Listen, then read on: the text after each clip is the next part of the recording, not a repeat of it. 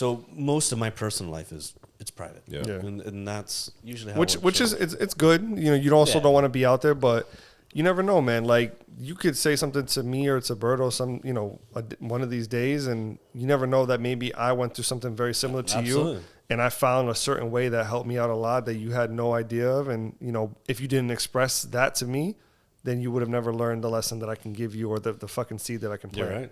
You know, so it's wishy-washy. Cause as men, we just have to do a better job of speaking out. Thank you. Asking and just being open, like, dog, this is what I went through and this is it. Like, I don't give a shit what you think.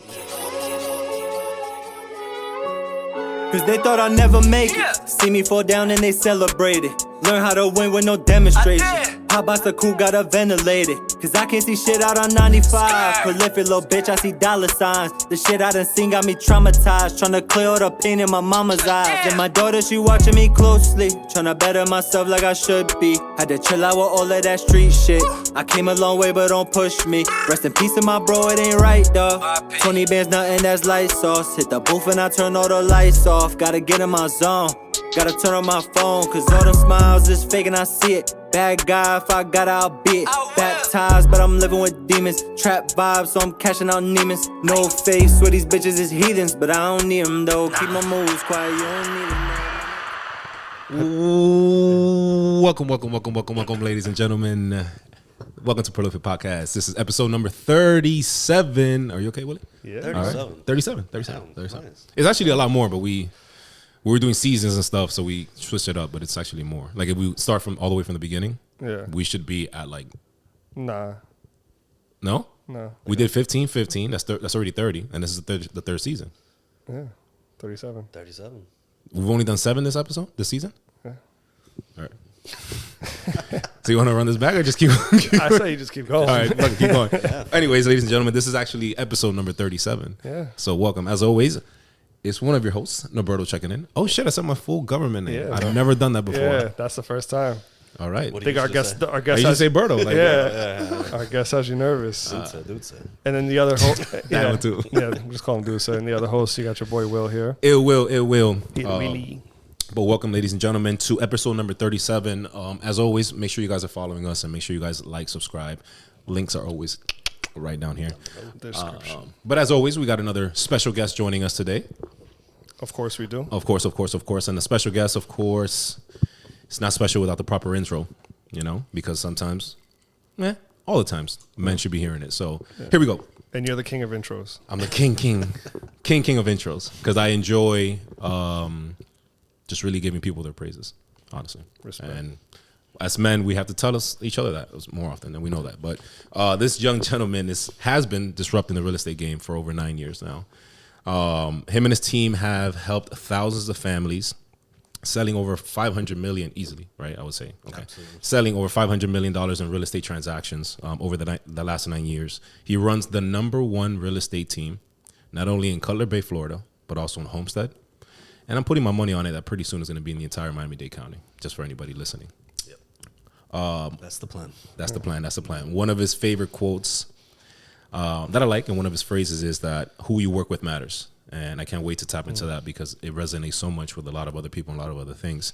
But this young man is a gentleman, is a devoted father of 3 boys, committed member to his community, obviously a successful business owner. Ladies and gentlemen, please give a warm, prolific welcome to the CEO, the owner, the founder of the #1 real estate team, the Lewis Andrew Group, Mr. Lewis Andrew, ladies and gentlemen. Who else? Hey. Appreciate that. Welcome, man. Thank you for taking the time. Cheers, We always do brother. like a little cheers in the beginning. Cheers. Welcome to the family, Appreciate my brother. the amazing intro. I try. I think I could have done it as good as you.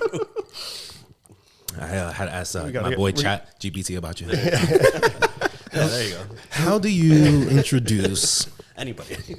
A real estate mogul. a real estate god? Is that what I came up with? Honestly, I typed in Lewis Andrew, and it's There just you like go. Jesus came up Give as it a the whole picture. fucking script. Hey, Everything's man. there. It is what it is, but welcome, man. Obviously, thank you for taking the time. I know you're very, very busy, Thank you man. for having me. Of course.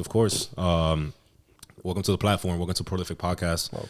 You know, we've created this space where, you know, we like getting people like yourself and guests coming on and just just having a good time, man. Having some good conversations and deep conversations, and really tapping into certain things that a lot of times we don't speak about.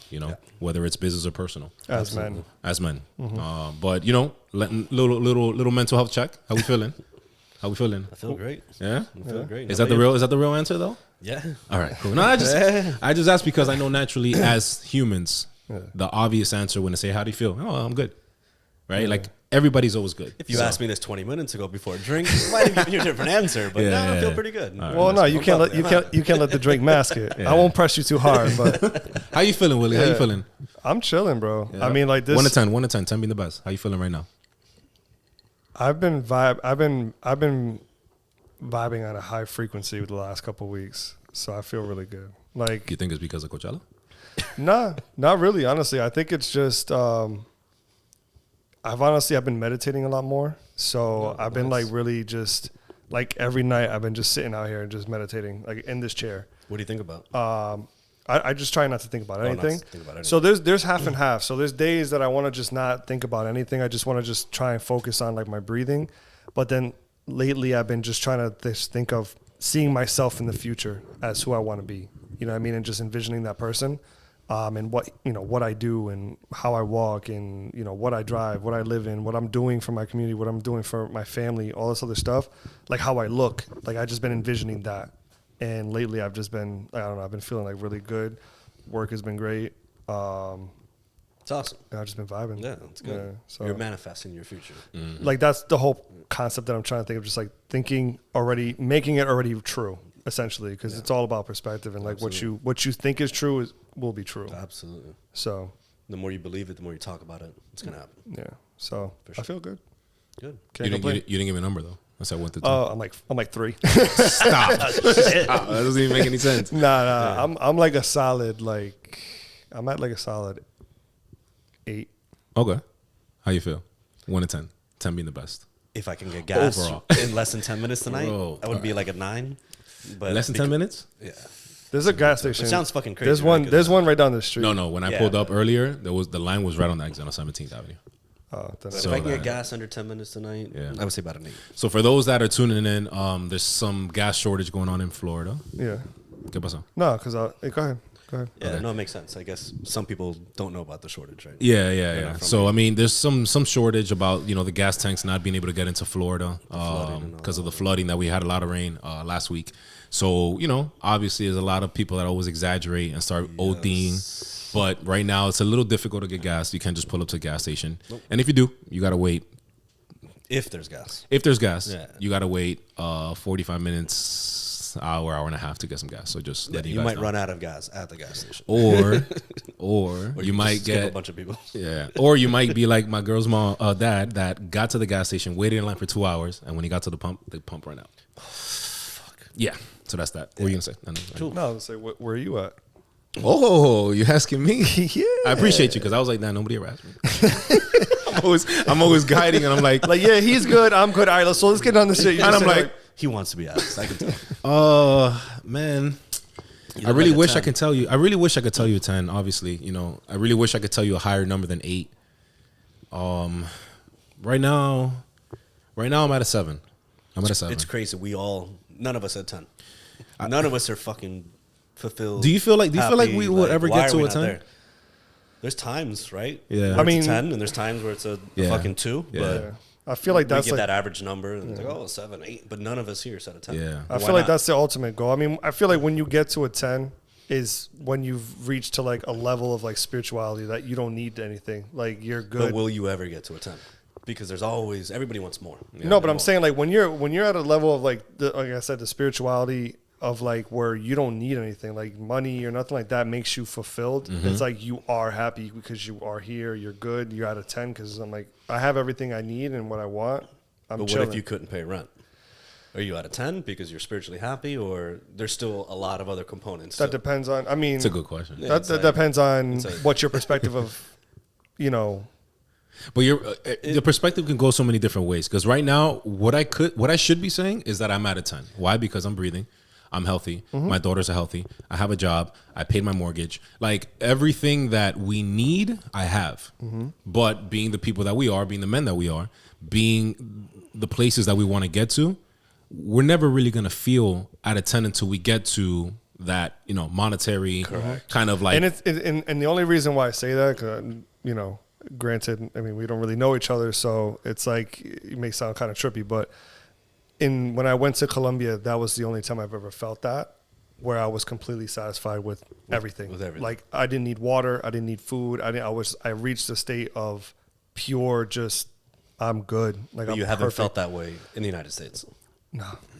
Well, to kind of back up what you're saying, it makes sense that you felt out of 10 because he did ayahuasca. Have you heard of ayahuasca? Slightly. Not enough about it, if you want to explain. Yeah. It's a plant medicine. Yeah, like, so it's like salvia or something. Uh-huh. Salvia? Hallucinant? No, well, it contains like DMT. Yeah. So you combine the two from the plant from ayahuasca, but it's a plant medicine that just really allows you to do the work of tapping into like your traumas and your insecurities, everything that's in your subconscious, and what it does is just brings all that shit to the front and then really like allows you to see like, okay, this is my problem, or this is what I'm dealing with, or this is the shit that has been bothering me my entire life, but I never knew. But it's He's pretty selling cool. it pretty well. No. I was like, he's I don't selling know it pretty how that well. just happens. Tell him the process so he can be like, Yeah, oh it's like, shit. How do you just mentally like, You're selling it great. I would have bought the package right now. But tell him what you actually went through. it's like, how does it go from the back? Like, I'll to the take head 2 to the tickets. front? Exactly. No, so it's just and it's like it's something where I'd rather kind of discuss offline because I feel like this can. No. It's not an easy. No, the listeners want to hear. Right. Lewis wants to hear it, and the listeners I'm want to hear. curious as hell. So You don't have to go into detail. I mean, but just tell him what every place is different though. Like my girl recently went, and it was a completely different process. The place I went to was really it was a very rigid process. It was a 5-day thing. Most people do it like 1 day or 2 day. I was there for 5 days. But you want to hear about my process? Just tell him what the because I he want to said know how it went to the back of your head to the front. Well, it's not like you don't feel it like merging to the front of your I thing. get that part. But It's just like did you even know it was there, kind of thing? no, it's shit that you don't realize. Like you okay, can that's what I really was have thinking like some type of issues with like fucking I don't know whole milk or some shit like that, and you're like I don't know why I don't like it. I just don't like it. But then maybe some shit comes up like when you were a kid that something happened or whatever. Like obviously it's a stupid No, I get thing, but it's like you really don't know. There's stuff in our subconscious mind that's just like we don't realize that it's fucking with us. It's just and this there. process helps determine Determine like and everyone's different. Some people go there for drug addiction. Some people go there for anxiety. Like there's many different reasons you can go there for. You just have to set your intentions and take the medicine, and that medicine will take you wherever the fuck you need to go. Do you have to be in a good mental state before doing it? You would want to it's be. going to be, right? going to put But you. either way, yeah, no matter what, you're pretty much going to get pushed into whatever you need to be pushed into. Yeah. You know what I mean? The medicine guides you to where you need to go. You just need to surrender yourself essentially to whatever it's going to be. And whatever you surrender to, you'll get the message that you need. Interesting. All right, so I'll give you my credit card after this. He sold it well. Now let me tell you what it really is. Okay. Sign me up. Fuck it. So yes, what he's saying is correct, but just to kind of piggyback on everything. But the process is it's obviously a self-healing journey. Mm-hmm. So what he's trying to say, but he's sugarcoating a little bit, is that your demons come out. Yeah. Right? You take this, you're secluded somewhere in Colombia, somewhere in the mountain, right? Well, the one that you did. Mm-hmm. You're with random people. This is not like a group trip. You're with random people. The process is you have to drink tobacco water because you have to cleanse yourself out. But that was like I said, that's what I wanted to get to. I'm like, stop selling the shit. Just tell them so the place I went to was, like I said, very rigid. I had to drink my first day 2 liters of tobacco water, scalding hot, which is probably to this day the second hardest thing I've ever had to do in my entire life. Then I'm afraid to ask the first. That could be another. That's a great question. I've never asked that. He said the second. I think we might have another co-host because I never asked that. So what's your first? So I mean, the temazcal was also hard as fuck, which is the last part of the ayahuasca ceremony. But the first night was that.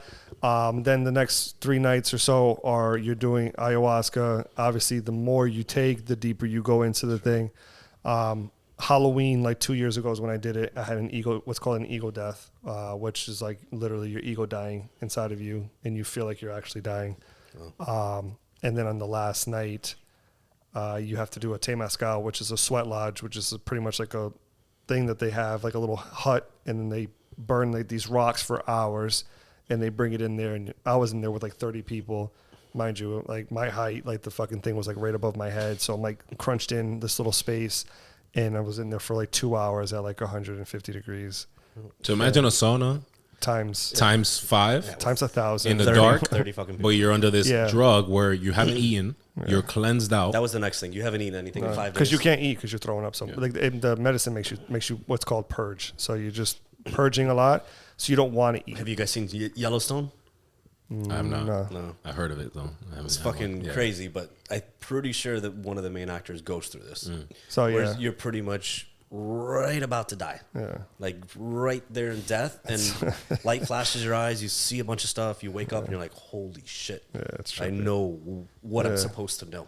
And it's supposed to make you a much, much better person. Yeah. They brought the coal, they brought the flames, they brought the fire. He couldn't leave this little area. Yeah. He couldn't eat, couldn't drink, nothing. Throwing up the whole time, hallucinating Yeah. things. So it's seeing very things. similar then. It's I think exactly it's what. very similar. Yeah. very similar. it's I always just it's the ass whooping we all kind of need. Yeah. No, it's putting you pretty fucking close. Yeah, it's trippy, bro. But So that's why you were at a 10, because you felt back to your pure self, where like everything that you were holding in is kind of like out the door. yeah, I let go of everything. Yeah. But the 10 is not till the end. Like the whole time you're probably Oh, like, the "Fuck, am whole I pro- I regretting wanted this? to, I What was the fucking one- hating my I'm life, done. bro. I was going wanna through hell. leave. Yeah. Yeah, I was seeing the worst shit I could I've ever seen. So you're just sitting there, and I mean, and me personally, like I said, some people, everyone's different. Some people had a good time. Some people, whatever. I just had a really bad time. Would you do it again? Yeah, thousand, I'm planning on doing it again. I've been thinking. The thing is that it'll come to you when it needs to. Like me, maybe having this conversation may entice you, and maybe that's the reason why I'm telling you right now and why he brought it up. Maybe the universe just wants you to kind of plant that seed. But lately I've been thinking about it a lot, and when I have shit that keeps coming to my mind, I'm like, okay, maybe I need to. And like, you jump I need straight to into the focus on 5 it. day. You skip the 1 day, 3 day. Just, no, I'm doing a fucking week. But he's very big on his spiritual. Yeah. So like he's mentally he's ready for certain things. Me, I'll have to warm up. Like I'll be like, yeah, do you have like a 7-hour trial? I was gonna say Like, a couple hours. Yeah, like a trial, couple and then- 5-hour trial. I could just come back to life and like by midnight. Like nah, I can't do that I'm yet. doing a fucking week. Yeah. Done. No, But I mean everyone's different, and if it ever became where you guys are interested in it, I can set you guys up. He's the plug. He's the You got to plug. do everything once, right? You got to try it. I know if I always tried recommend 5 it. days, I always but, recommend it. You never know what can be brought up and what kind of like how much of a better person you can become just off of doing that. Absolutely. Facts. And that's my story. There you go. Each 30 minutes later, what I wanted you to say 30 minutes ago. Each true Hollywood story. Yeah. But ayahuasca, ladies and gentlemen, for anybody that ever wants to try it, make sure you slide into Will's DMs That'll and get ask you him. to a 10. Yeah. And get yourself to a 10. There you go. That's a There you nice go. little pitch. Yeah, That's it's a a nice little slogan. pitch, yo. You want to get yourself to a 10? Come DM me and let's get you started on this ayahuasca. Come down to Northwest Avenue. Get a little sponsorship. Turn one of the rooms really quick into a center. Yeah, man. Hey, Hey, might be an idea. Yeah, listen. maybe. I need to get qualified to be a shaman. But anyways, Is anyone qualified in Miami to do anything? no. You can get That's away. actually This is big Scheme fact. City, literally. It's not Miami Dade. It's not Miami, it's the city. It's Scheme City. Yeah, for sure. But anyways, so obviously, go back to Yeah, enough side about note, me. yeah, back to the schedule programming. Yeah. So again, thank you for coming by and Thank you for having me. for enjoying Will's story here. I loved it. Yeah. I thought it was fucking great. But ready to go to Colombia. Of course, me too. I'm down if you're down. Not for 5 days. No, Maybe like the 4-hour one. I'm cool. Yeah, that works. We'll find a local spot. There you go. We'll talk about We'll it. talk about it offline. But right, let's get into you, man. Let's get into you, Lewis. I definitely want to obviously respect your time. While you're here. Obviously, we wanted to have you on here because, for one, like I mentioned in the intro, I mean, you're doing so much, man. You're doing so much. A lot of times, when you're doing so much and you're constantly going, family man, business owner, son, to like it's just a lot of times you can't sit and reflect and say, okay, what am I doing? What have I done? And what have I accomplished? Do I even realize it? Right. So, this time I just want to kind of tap into like your journey a little bit, I know you worked, college kid to the corporate 9 to 5, right? You're 35. 35. All right, cool.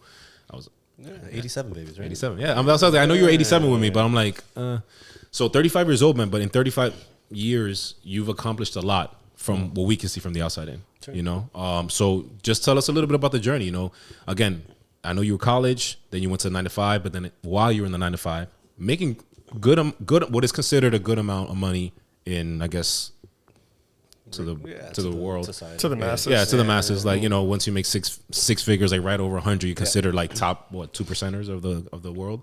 But you didn't stop there. You went from corporate to real estate, and then you just went all hands on deck with real estate. So talk to us a little bit about that. You know, talk to us a little about the journey. What were you going through? Like, how did it work from college to the corporate, and then from corporate to the side hustle, and then from the side hustle to the full hustle to now Louis Andrew, the billboard guy, and in Homestead and Cutler Bay. See this guy everywhere, man. And I wish it was that easy. Like, it was that transition was so smooth. Exactly. But there's a lot behind it that a lot of people don't know. Yeah, definitely got into college right out of high school. And I dropped out within the first semester. I was like, this is not for me. Like, fuck this. This ain't it. And I was like, oh, I'm going to sign up for classes, 7 a.m. I'm going to be done with college by 11. I'm going to the whole fucking day. Sounds good. Yeah, bullshit. Like, getting to college at 6:40 in the morning was the stupidest idea that anyone can ever do. So I dropped out, all D's and F's. Like, just, it is what it is. And I was a waiter at a restaurant, and I was painting houses with my dad. And I was like, oh, I'm making $1,000 a week. Like, oh, like, I'm fucking no good. taxes. Straight into the table. I said I found my career. Like, this is it. Because growing up as a kid, I thought $1,000 a week is, you're at a retirement amount. Yeah. Like, you don't need anything else. I can have my house. I can have my car. Yeah, that shit does not work out very well. 2008 hits. As I'm doing both, everyone loses everything. I saw my parents lose their house, the cars, their jobs, everything. Like, and you were, what, 22 at the time? 2008, 21. Yeah. Literally, the bad habits form. You're eating Taco Bell every fucking day because that's all you can afford. Your car gets repossessed. Your credit cards, you can't even afford the payments because you've been relying on mommy and daddy who can't help you anymore. So I grew up pretty quick when that happened.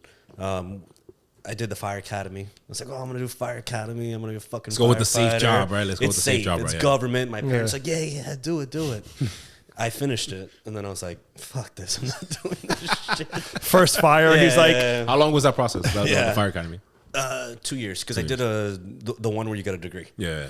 And it was great. I made some good friends. I'm glad I did it. But it was not for me. I want to be the guy running out of the fire, not in the fire. Yeah. Huge kudos to firefighters because it's a hard job. It's demanding, but it's not for me. Went to Miami-Dade, got my degree, got in a huge, amazing blessing that FIU had a forgiveness program. So I went back to FIU with a 0.0.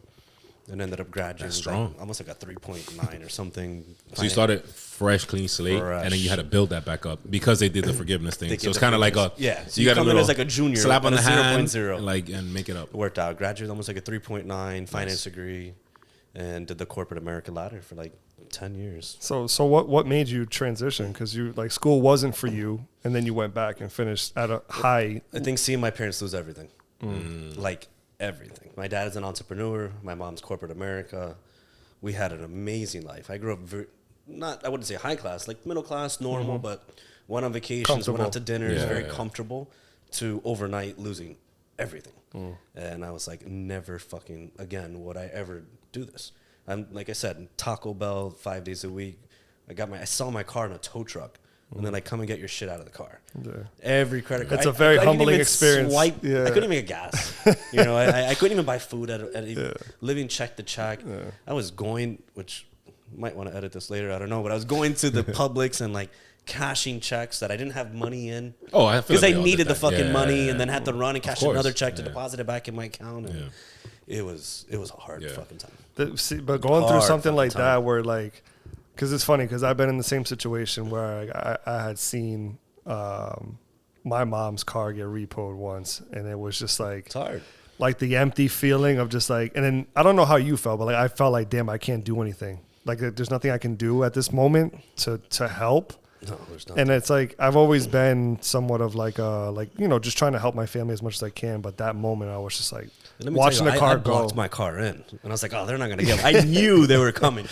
Yeah, motherfucker still got my car. They always like, I'm going to rip this thing out, or I'm going to put it down, and you're going to fix it, and you're going to give me the key, and I'm going to take it nicely. Yeah. And at that point, I surrendered the car. Yeah. It was tough. Now, before that happened, so did you have a job before that?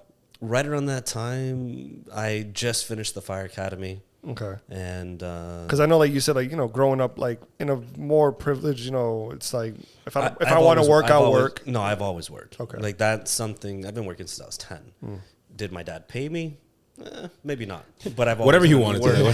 to. Yeah, like McDonald's. Exactly. He's like, yo, Dad, I put in 90 hours. He's like, here's 100. Hold that. Yeah, no, keep it. that. It was like, oh, you're gonna get dinner, but I just would rather work than sit home. Yeah. And my dad owned a custodian, like a janitor business, and a painting business. Okay. So we would clean car dealerships, we would clean banks, we'd paint houses, and he was very successful. He had a lot of accounts.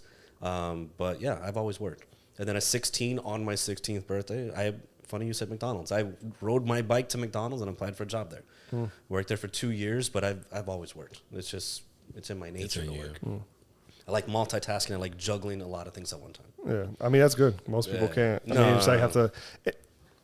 I've always had like a love and hate with multitasking because it's like sometimes I always feel like sometimes I can get because I like to as well, like doing multiple things, but then I'm always like, damn, I might be chasing too many rabbits here. You know what I mean? It's like hard to really excel in one if I'm chasing too many and I can't grab. I agree with that 100%. Until you know that one thing you want is the only thing you want. And sometimes it takes time to figure that out. Yeah. And then once you figure it out and you're like, okay, I can leave everything behind. I need to focus on this one thing.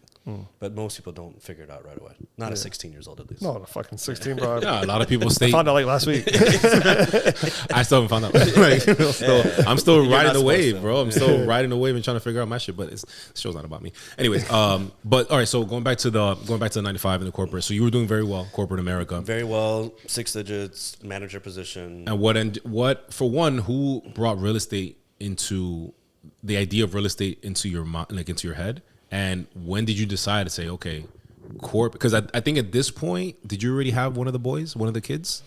Or was it still early on? I had kids before I got my license. Okay, so sure. at this point, now you're already juggling not only Lewis, the person, Yeah. you know, not Lewis, the son that saw his parents through the 2008, but now you're also Lewis, the father. Yeah. All right, so I think one of the biggest struggles that we have is like you mentioned, we all like to try to multitask because we all want to feel like we're doing something, right? So like we tap into a lot of different things, but a lot of times, all those things don't always work out. Oh, yeah. A lot of times trial and error. A bunch of shit. Trial and error. But a lot of times you have to kind of like feel like, okay, I need to stick to one thing because this might be. But why? You know, If you got the time.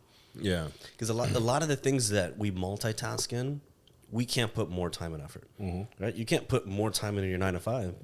You could, but you're not going to get paid more. Yeah. You get salary. Your bonus is not going to be more. So why not focus on a side hustle that I can, put more time and effort and make more money? Yeah. And there's nothing like sales. Yeah. You can sell whatever you want. You're going to make more. But the more I worked at 9 to 5, my paycheck was the same every 2 weeks. My bonus was the same every 2 weeks. My promotions never fucking happened. So I focused on So side the real estate became like your side hustle. That's the initial.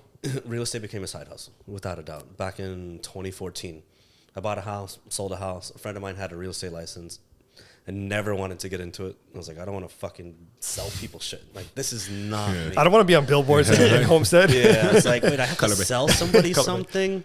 But then I realized real estate's not about sales. The house sells itself. Real estate is about building relationships, talking, getting to know people, understanding their issues, solving a problem. And I was good at that. I was good at listening, understanding, making people feel comfortable, building trust, building rapport. That is what I loved about real estate. But I didn't know about that. And I also got into it for the wrong reasons. I was like, oh, I'm going to make money. I want to make money. I want to work for myself. I want to go on vacation. I want to go fancy dinners. Because that's what everybody sells in the media. I want to pick up my kids from school and take them home every day and bring them lunch. And yeah, you could probably do that. But if you want to be ultra successful, it's not going to happen. Not in your first 5 years. Yeah. So what do you think in the first 5 years you need to be just locked in? Yeah, 24/7. You have to kind of give up your life.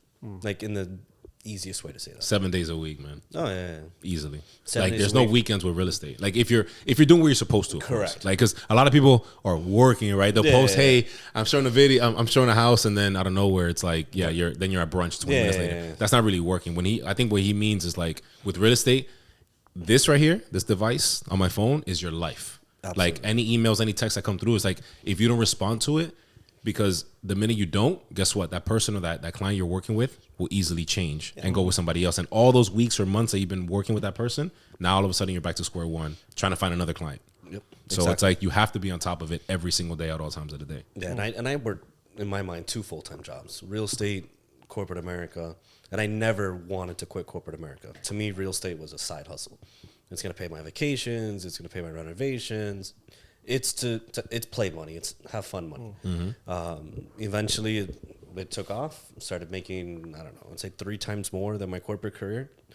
And I said, I got to take a leap. I got to take a jump and do this. And if it doesn't work out, I can just go back and get my job. So yeah, in corporate America, I started making about 3 times the amount. And I said, fuck it. Time to take a leap. Worst case scenario, I have a college degree. I'll get back my shitty job and work a 9 to 5. And I'll go back to the cubicle. Yeah, and the 9 to 5 is not for everybody. Yeah. Some people it's great for, but you start wanting to just take a day off because your kid's sick. Yeah, you feel guilty asking for the day off, and your kid is sick. Or it's like you don't have PTO. It's like, dog. Yeah, I'm fucking sick. I want the day off. Like they're like, no, and it's just the irony. On my last day of 9 to 5 corporate America, one of my kids popped their elbow out of place. Oof. And I had to take him to the hospital. I was like, you know what? Fuck this. I don't care if it's my last day. What, are you going to fire me? And I took my middle child to the hospital. They popped his elbow back in place, and I showed up at like noon. And I didn't feel bad. And that was like the first time I was like, this is it. Yeah, this is what it's supposed to feel like. This is how it should. Like, I shouldn't have felt bad. My kid literally had to go to a hospital to pop his elbow out of place. So it was a bittersweet thing. And it just coincidentally happened on the last day of my 9 to 5, which I'll never fucking go back to. Now, I know a lot of people, for example, I've been in that position because I jumped into real estate also in 2019, right before the pandemic. So I know there's a lot of people that obviously, you know, you had kids, like you mentioned at this point already. So there's a lot of things you have to think about before you make these. You have to take calculated risk, what I call calculated risk, right? Yeah. But at that point, of course, if you want to share, were you like financially good? Like, okay, I'm making this amount, I've saved this amount, but now I can, if I get rid of this 9 to 5, that's 8 hours. Like, well, actually, it's not really 8 hours. It's actually 10 hours because an hour to and from commute, blah, blah, whatever. Yep. So at what point, at that point, when you decided to jump straight into the real estate industry and do it full time, were you like, what happened in the back end? Were you financially good? You're like, okay, I got this amount of money saved. Like, I could pay my mortgage. My kids, like, where were you at that point before you made that leap? Yeah, it's funny.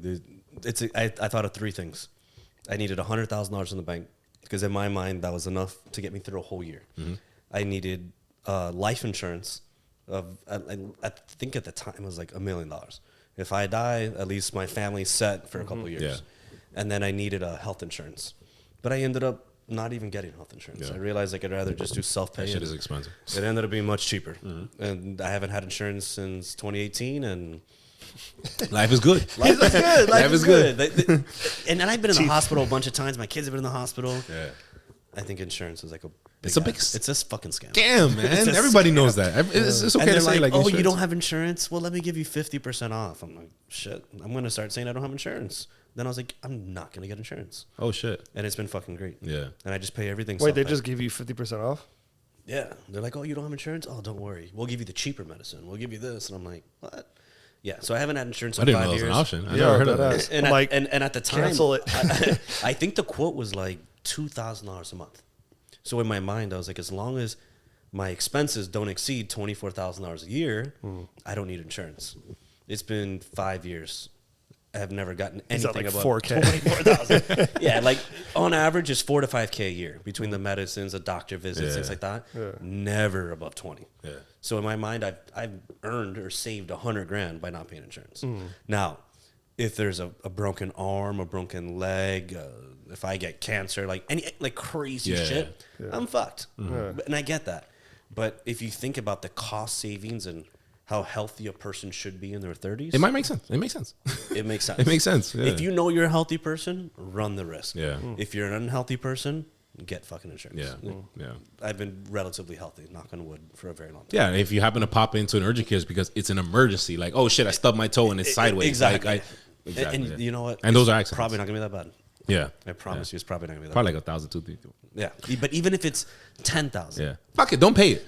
You know, I just figured this shit out. There you go. Don't I just figured this shit out. All right. I have a guy that fixed my credit. Put it in collections. And he was like, you know, hospital bills don't actually ruin your credit score. They sure don't. At least not as much as we think it does. It doesn't impact you to buy a It house. doesn't. I can tell you that. Exactly. That's the key thing, because we need credit to buy a car and buy a house. So for everybody listening, fuck them hospital bills. Like, don't pay It that could still shit. end up in collections, and they could still collect. Yeah, they could if they wanted to. They But, still collect. at the end of the day, no. Yeah. It's something that is not worth bending over backwards to try to pay it. Absolutely not. Yeah, no, they get these smooth minimum payments for me. is it- Smooth. Oh, I can pay $17 for the next 30 years? Yeah, I'll take that. Done. Yeah, sign me up. Yeah, you got to do what's best for you. Yeah, of course. If you're an unhealthy person, get insurance. Of course. Is that money calling? No, someone's at the gate. Oh. He's like, $1 million last offer. Fuck that. That's another thing. So, I mean, look, that's a perfect example transitioning into my next question for you. Like, we all have 24 hours in a day, right? Obviously, a lot of people act like they're busy, but in reality, you are really busy. Like, you are really busy. Again, running a full real estate team, father, like you're an individual yourself, Louis. Like, how do you balance all that? How do you balance being a father of three? By the way, 3 boys, right? 3 boys. 3 boys. How do you balance fatherhood, a business owner, a team? You run a whole team. Like, it's not just you. Oh, let me go to work and let me just run this shit and build. Like, it's like you represent a team, right? The number 1 team, by the way, in Cutler Bay, Homestead, soon to be Miami-Dade County. But for real, like, how do you balance that? Like, what is your routine like when you wake up in the morning? It's like, what happens? I'm gonna be honest. This answer evolves, right? You wing it. 5 years ago, 10 years ago, different fucking answer. 10 years ago, working 9 to 5, going crazy, working real estate, going on my lunch break, making phone calls, showing houses on the weekends, missing birthday parties. Give up your life. It's fucking exhausting. 24 fucking 7. As you become more successful, as you become to leverage other people. But when I say leverage other people, you hire employees. My life is pretty kosher. Like, I can't make this shit up. I work 4 days a week. If I don't want to work for a month, I don't work for a month. Now, do I still answer my phone? Yes. Do I respond to emails? No. Someone else responds it for me. You know. So I think over time you start leveraging other people. To give yourself more freedom. Yeah. So you make less money, but you get your time back. And I didn't realize that at the beginning of my career. I was like, I'm not going to fucking hire somebody. No. But you way. needed to grind. But in that position, you needed to grind to get to that. To be able to afford, a salary, to be able to afford 5 people's salaries, 6 people's salaries, 7 people's salaries. So it took time to get to where I'm at, and that's the only reason why I have time.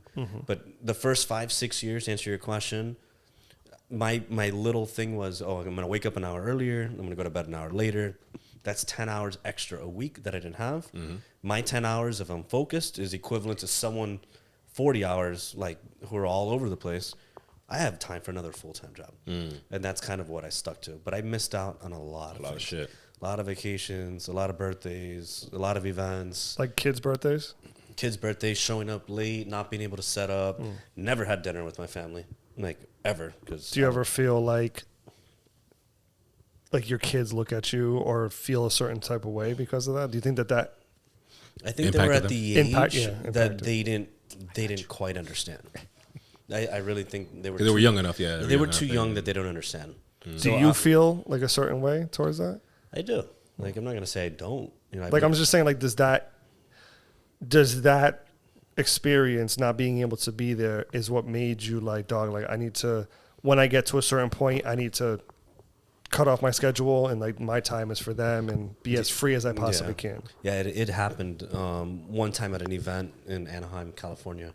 And I'm sitting there, and my coach at the time is like, close your eyes. Kind of like a Tony Robbins thing. Oh, God. And he's like... I've been to a few of them.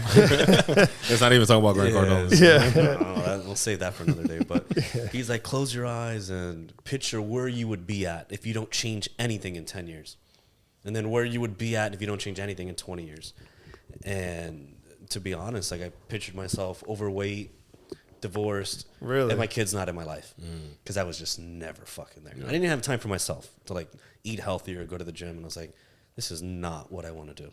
And, like, I just immediately started hiring employees, and I was like, fuck it, I make enough that I can make less, hire people, and just really focus on creating time for myself, creating time for my family, and that's kind of what I did. Do you read at all? Just curiosity. I could lie and tell you yes. No, if you don't, it's really curiosity. Because there's a book, what you just explained, there's a book that I've read that. What's the name of the book? It's called The Monk Who Sold His Ferrari. No. I've read books before, but am I an active reader? No. We could talk about it because like literally exactly word for word what you explain is the concept of the book, and we could talk about it later. But it's if you're into it. Yeah, I'll definitely check it out. I'm open to reading books, audible books. But yeah, back to your point, I do have time now. Didn't have time before. Yeah. And at the end of the day, when you're focusing on your business, you got to decide. I'm either going to spend more time with my family and try to balance that out, but my business is going to grow really, really, really slow. Or sacrifice now. But I was just so excited about my fucking business. And I was like, I'm going to just work. I'm going to fucking grind. I want to be the best. Where maybe I should have said, man, I should be excited about my 3 fucking kids. Yeah. You know, I got 3 little boys who all want time with their father, but I'm at the office every day. I'm at the office every weekend. And sometimes it just takes a big event to happen for you to realize, like, oh, shit. I should be spending more time at home. I should be doing this. I should be doing that. And that, no one can really teach you that. That's something you have to do on your own. You got to value what's more important to you. And honestly, I mean, I'm glad you said that because there's no right answer. Yeah, there's no right answer. That's my story. But I resonate with your story because that's the position I'm in. A lot of times when people tell me like, oh, so you know, obviously I've been separated with the mother of my daughters for I don't know, like 10 years or something. I don't know, whatever. But when people, a lot of friends, you know, we'll have gatherings and all this stuff, and I'm like, hey, come by, whatever. And I'm like, no, I'm with my kids. Like, they don't understand that now, all the things that I did when I was in my early 20s and going here, going there, I wasn't building a business. My reasons were different. You were building a business. I was just outside. I was outside. Like, you know what I mean? So it's like, when I'm with them, I'm with them 2 days or the days that I'm off, but like the other 5, I'm outside. Now as an adult, I'm so big on that because I realize when I look back and I say, damn, like, I'm surprised my daughters haven't cut me off, but they were so young they didn't realize. But I don't want to be that guy that, oh, my dad is always outside. My dad is always going to the clubs and my dad is always everywhere but here. And he's missing these things. So I made it a point to myself to be like, no, when I'm with my kids, I don't care what you have going on. And people are like, hey, your fucking kids are almost 20. I don't care. They're still my children. You know what I mean? So like, I'm glad you brought that up because honestly, and you know, very soon when they leave to college, you're going to see them only on the holidays, summer break, Christmas break.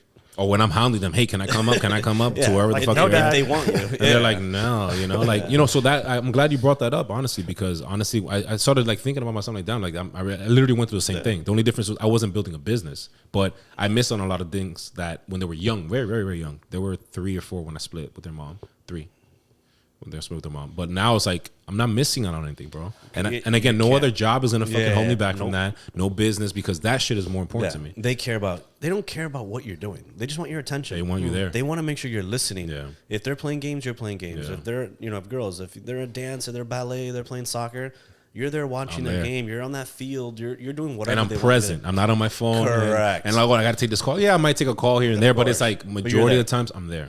So thank you for calling and people are not supposed to realize that. Yeah. Who teaches you that shit? Like, that's not in the books. Exactly. So I think and as kids, I don't remember if my parents were really there, right? Were they there? Maybe. But were they there? Like there? Yeah, like, were they there? Were they at every baseball game?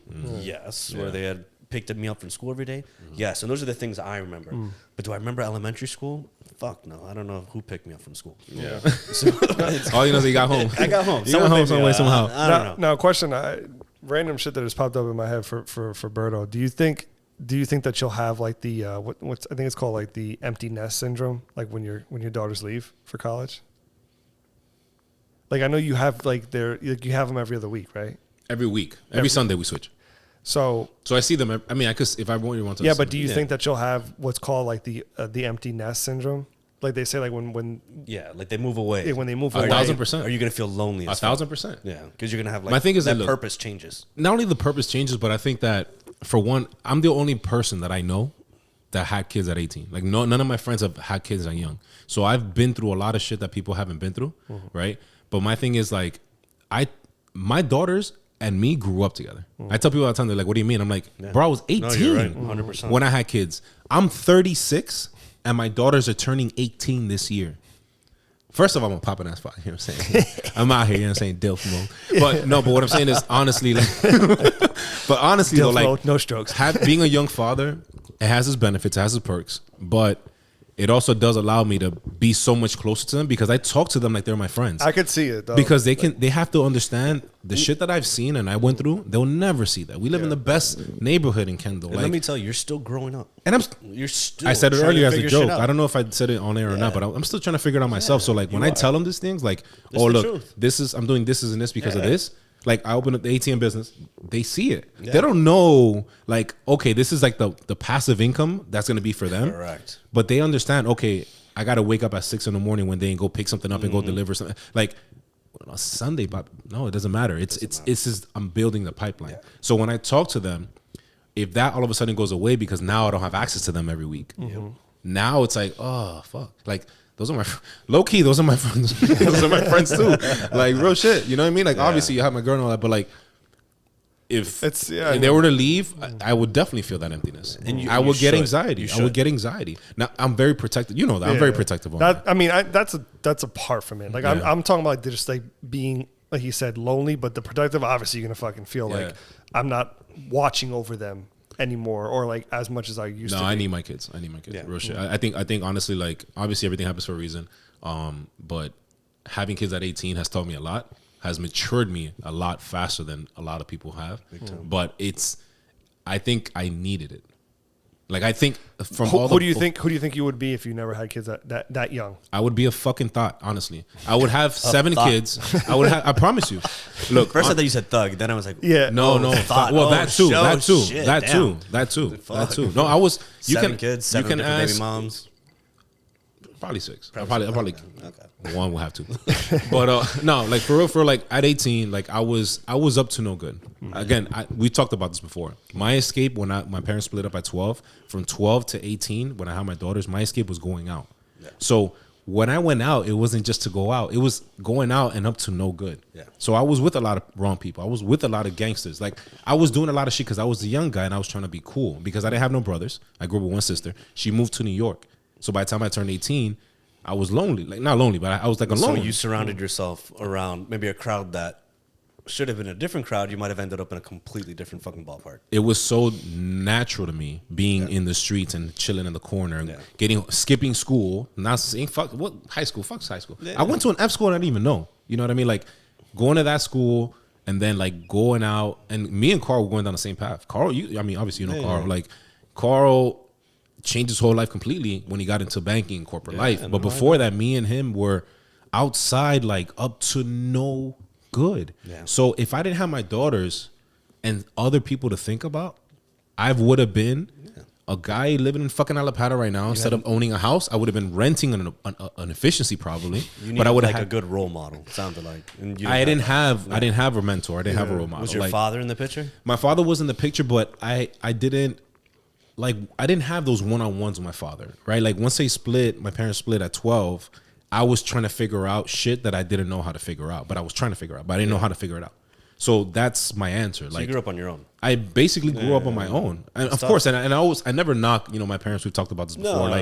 They were there. I don't need. Yeah, they were there physically, but not to help you. I didn't learn anything from my parents. My parents were so busy trying to work and keep the lights on in the apartment that it was like, which is equally important. Which is important. But when I got home, I was just like, hey, what do I want to do? Because my parents, when I hang out with my kids, like, I just dropped them, what's today? Monday? I just dropped them off yesterday. And it's like, oh, what do you guys want to do? Oh, you want to watch a movie? All right, let's go hang and watch a movie. And let's just talk shit. Like, let's just chop it up. Mm-hmm.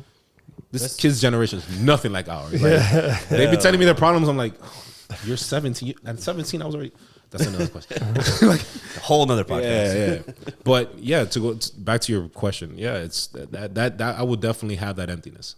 Or I don't know if you asked something after that. No, I was asking you that because it just popped in my head. I was like, damn, they are getting to that age that they're going to go to school. It's transition. And I know like the empty nest syndrome is like mostly like a mother thing, but like I've never heard it from a father's perspective. It's always been like a mother, like, oh my God, my kids are leaving. I've never heard it from a father. And the crazy thing is they're both leaving at the same time. You got fucking twins. Yeah. So it's not like you have time to hold on to the Yeah. last one. It's like, fuck, One they're more both year. leaving me. I'll pick you up and take you to soccer practice every day. Yes. But Like make her fail on they're- purpose. it's both gonna hit me. I'll tell you right now. We're what, April? So exactly a year They're and 2 seniors? months from now, they're juniors. So I have So one you more have year. One more year to just fucking soak it in. And honestly, look, I want them to live their best life, and I want them to explore a lot of things. But I won't be mad if they stay local and go to college and FIU. Like I won't be mad because I would like to have them around. But I understand if they want to go somewhere else. Just know I'm gonna buy an apartment right next door. But anyways, that's a different- Airbnb it. you know what I'm Airbnb saying? and shit, you know. So I'm we gonna make get a some job money. at the campus. Don't worry. I want to be there every fucking day. But anyways, let's go back. Let's go back. So look, man, mental health. We really tap into mental health a lot. I know we deal with a lot of things. Us men deal with a lot of things when it comes to mental health. We have a lot of pressures. We have a lot of expectations as men, right? We have what I refer to as the 3 Ps. We have to protect, prepare, and provide. All right. But the problem with doing those things is that a lot of times we fall behind on ourselves. Absolutely. What tools or is there anything that you do for Lewis, the person, the individual, not the father, not the business owner, not the like? What do you do for yourself to kind of keep yourself sane? Because again, a lot of times you wake up and we're just so on go mode that we don't start realizing we started getting older. We're starting to, things are they're not the same. We go for a nice little bike ride, or I saw you got on the bike the other day. I saw you got on the bike. But I'm riding on the sidewalk. I know you're on the sidewalk. But like things are not the same. And as much as we want to stay young, the reality is that every day we're getting closer to that day, right? Yeah. We're still young, don't get me wrong. Like our generation, 80s babies, 90s kids, we're the best shit ever. But We are. it's the sad reality is that a lot of times You an 80s baby? Mm-hmm. yeah, just making 89, right? 89. As long as we're in the 80s. Yeah. we're good. But what do you do now? Like, what's your kind of like not your routine, but what do you do for yourself that kind of keeps you grounded, it keeps you sane, and it keeps you focused to keep driving, these results that you drive. So you said protect, prepare, and provide. and provide. I think I'm a provider just naturally, right? Mm-hmm. It's whether I had money or I don't have money, I'm gonna figure out how to provide. I don't care if it's the legal way, if it's the non-legal way. I will figure out how to provide for my family. That's just how my life is. It's how I'm wired. Yeah. I gotta provide for my family. I brought my kids into this world. They're gonna have food on the table every day. They're gonna have a place to live. They're gonna have a place to sleep. They're gonna have the best Very of big every place day. to live.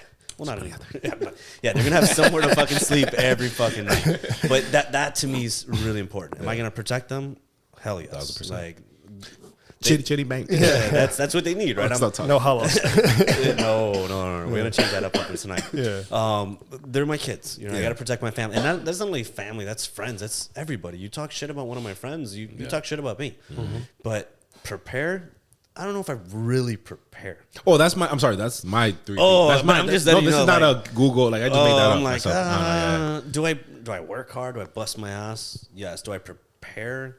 No. All right, so Maybe let me clarify. not. Let me Okay, clarify. I was So like- I made I don't know if that's like a real thing, but It sounds good. I The 3 Ps. made up 3 Ps, and I told you got 2 Ps here in LA. Like, I don't know, it just sounds right. hey PPP. No, that's something that I tell my daughters because I always tell them like, look, I have a job to them, right? Yeah. Like I have like my job is to prepare you, and what I mean by prepare is like I got to prepare you for this life that you because Got it. in kids. Okay, so when you think of preparation, maybe it's not for you. It's you. No, I'm preparing them for life. But is that protecting them, right? No. You're protecting them. You're setting yourself up to prepare them, but you're not in preparation mode. You're helping them. Yeah. In preparation mode. Yeah, I'm prepping them Correct. for life. So meaning examples like situations it can be in. I'm trying to prepare them how you can maneuver, how you can kind of pivot. That's what I meant by like prepare them. So it's kind of you're teaching them for maybe the mistakes you. Yeah. Of course. Hey, yes. This is yeah. reality. And This teaching could them how to happen. think in the real world and not the oh my god, I'm just a kid and everything is Yeah, great and everything. Like everything's no, great. because when you turn 18 and you go to college, guess what? Like I'm no longer around. Like I'm your safety net. You have to figure things out on your own, but you have to train your mind to think. Oh yeah. So that's what I meant by like prepare. Yeah. Just to kind of clarify. I don't think there's any tools that I do specifically, but I know if my kids want me around, I need to be healthy. I need to, in my personal, life, I got to worry about my cholesterol. I've had a cholesterol problem my whole life. So I need to eat healthy, take pills, work out, do cardio. I need to make sure I can provide for my family. So I got to, if I'm running low on money, I got to work extra fucking hard. I got to invest in extra more stuff. I got to do more stuff. It's not going to come from my kids. Yeah. They're not going to know any better. They don't sit there and look at your bank account. You need to be like, oh shit, like I got to fucking step up. And I think I told you earlier, like a big thing for me was putting my kids in private school. Something that I was able to accomplish this year, which I never would have expected. No one in my family's ever been in private school. So I'm stoked to have my oldest in one of the best private schools. And that kind of goes back to what you said earlier about surrounding yourself around certain people. My kids are going to be surrounded by people that I would have never been able to have a conversation with. Yeah. They would have never accepted me. I would have never been able to even say a word to them. Maybe now that our kids go to the same school, they might look at me and be like, oh, I can talk to this person. Credibility just went up a little bit more. A little bit. Because now you're in the same environment. Yeah. How does this kid How do you hear? Now, do you think you've done what financial aid are you on? You know, like, what the fuck are you getting? But at the end of the and you're like, I paid this shit cash, bitch. Yeah, exactly. They don't know any better. Yeah. But my kids have now like had the orientation and done stuff, and I see the kids there, and I'm like, they don't know what a blessing they have. Yeah, they really don't. I think this generation of kids don't understand. No, they don't. And it sounds like we both went to rated F schools. Oh, I went to one of the worst schools in probably Dade County. So I know the struggle of going to a difficult high school. Yeah. But it was the norm to us. That's the difference. Without a doubt. That's the difference. Like, this was normal. That there was a fight every day. Someone got stabbed every day. Someone got shot. Like, completely normal high school. And I went there. My father went there. I was like, oh, this is just the place to go. It's our home school. Now I'm like, hell no. My kids are not fucking going there. No. Like, you're not going to happen. So now my son, and I don't know if it's a good thing or bad thing, they just think this is normal. Yeah. Like, I'm supposed to go to this private school. I'm supposed to hang out with these type of kids. I'm supposed to have a cell phone in fifth fucking grade, fourth 11 grade. years old. Like, what? I have a fucking cell phone Now, in fourth grade. do you think that's hindering them? It's possible. It is. But like, do you think that you can get a control on it so it's not become like where they're like some pretentious kids instead of like, listen, like I came from this and I built this and that's why you have that? it's tough, you know. I mean, I'm talking I'm talking from the outside. I don't have kids. Yeah, so I'm curious. I don't know. I'm going. Maybe you could talk about. No. Honestly, I was going to say the same shit. I'm going through the process, so I'm learning. No. Listen, Kevin Hart has a good stand-up, and he even talks about it. He's like, "Yeah, I'm spoiling my fucking kids because I can't." Yeah, and I'm going to because I can. I'm not sending my kids to shitty ass schools because I can send them to a better school because I went to a shitty school. So he talks about it a lot, and it kind of resonated with me quite a bit. That if you're in a position to better your child's education, do it. Fucking do it. Sacrifice on the 4 or 5 vacations that you're going to lose the year to put your kid in a better spot. And then another person told me is either you're paying your kid's college or you're paying your kid's private school. You pick one. But if you pay for their college, they might not make it to college because they might have had a fucked up middle school and high school career, and then which most of us unfortunately kind of do. Like, and it's very hard to get out of that. But when you put your child in private school, the chances of them going to college, I think it's like quadruple. The school he's going to, it's 100% of the kids go to college. I can sleep very well at night. That might be my retirement plan kind of thing. Yeah. So hey, buddy, put me out there, you know. But and that's not the reason why I'm doing it. I just really want my kids to have an opportunity that I never had. So I think it's just a great thing. So going back to your point, to your point.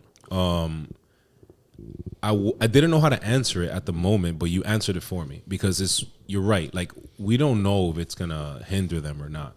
Like, we don't. My daughters go to charter school, right? It's not a private school. Yeah. Luckily for me, because All charter school is free. Charter school at the moment. It's free, right? But I see the benefits in going to charter school. Like, I graduated my 2005. I was senior 2005. Same.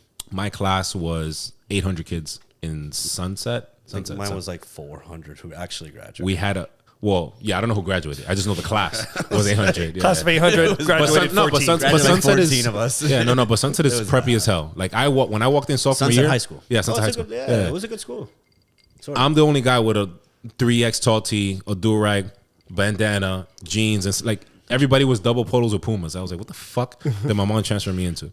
But so it was a big class, but they would go with school. Yeah. But I noticed the benefits, just going back to your question about do you think that hinders them? I think it's like 50-50, right? Like, it's either the half is half empty or half full, because in all reality, the obvious answer is yes, it's better for them, right? Like, they're in an environment where they never have to, like, I can leave my door open. My door could be open right now. My daughters could be home while I'm doing this right now. And I'd be like, I'm completely safe. Mind you, of course, I know I have 15,000 cameras and everything, but my neighborhood is safe. I think the conversations are different too, right? Conversations are different. Yeah. People are different. Like, even my Publix is different. Like, the environment is different. Their school is different. They go to a Greek school. Like their class is like 40 kids. That's From 800. Yeah. I'm talking not their class, like their whole junior class is 80 something kids. crazy. But they're so hands on. Like their school is the number 7 school in the U.S.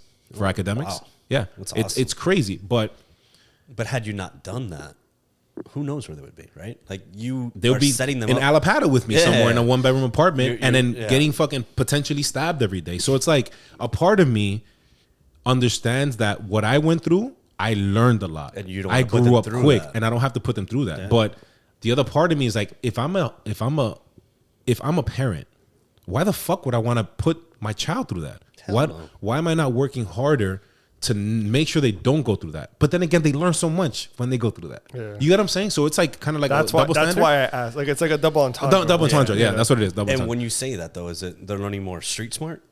Bro, my Because kids. that's it, right? my- It's street smart what they're learning. Yeah, but yes. But Street Smart has taken me places Yeah, that same. books have never taken me. Without a doubt. You get what I'm saying? But those opportunities, the doors that open for them Are gonna very be doors that yeah, never open for us. Exactly. We have to go find That's the difference right there. yeah. We went to go find the doors, while their network alone, in Their their resume school, is going to be impeccable. the recommendation letters they're getting from their principal, like My principal from- didn't even know who the hell I was. I didn't even know what a recommendation letter was. Yeah, I mean, didn't either. know. You have to apply for college? Bro, I didn't even take an SAT. Me neither. Let's put it down. Let's just start Me there. neither. I never took Yeah. that. I never Yeah. took my SAT. They just took their ACT last Saturday, and the week before that, the SAT. So, like, I understand the benefits, right? Correct. And of course, thank God it was a charter school. I'm not paying out of That's pocket, awesome. so I can leverage that because there's 2 of them. Yeah. But I At the same understand time. both sides of the spectrum. I understand that I learned a lot growing up in ghetto places in the hoods, but I have better chances if I would have gone to a private or a better school. Not even private. And think It's about just that, better. right? You have a group of friends. You're in a position where you're at now. Mm-hmm. But how many of your friends are in your position? Or better? Including me? Me. Yeah, exactly. Yeah, you're Now- right. Oh, Carl, me and Carl. So you have 2 Shout out to my boy of Carl. 20, Yeah. right? So Because they stay stuck in that life. correct. And all it took was So you're in that 1% Yeah. ratio where now Yeah. you're surrounding myself around better people where 80% have a better chance of doing whatever they want to do. Yeah. And maybe they're not street smart, but who the fuck cares? Right? You don't Yeah. have the but you can still hustle and you can still grind and not be street smart. You got to just teach them in different ways. Teach them in different ways, Yeah. right? Do I want my kids doing shit I did as a kid? Absolutely not. Fuck no. Fuck no. And now everyone has a gun. Everyone has a knife. Technology, like people are bashing people on social media. Social Yeah. media wasn't a thing back in my days. We were actually outside. That's it. 'Cause- Riding bike, playing football, Yeah. basketball. But now, no, I'm gonna go on TikTok and I'm gonna fucking shame you. And then if you talk shit about me, I'm gonna blow up the fucking school on TikTok. Mm-hmm. There was a legitimate threat at my kid's school, in elementary school, that a kid Okay, said he was gonna shoot up the school on TikTok. Legitimate. That was never. I've never heard that during. Because that shit didn't exist in our era. Didn't man. fucking Like, exist. If you had something that was Didn't going fucking on, exist. it's because You need to something know about stemmed it. like the night Yeah, before, and they're like, all right, they're gonna just fight it out, and then like that's it. We're going to class the next day. We fight and we go to class. It wasn't none of this mass and we're gonna shooting fight shit in the that bathroom.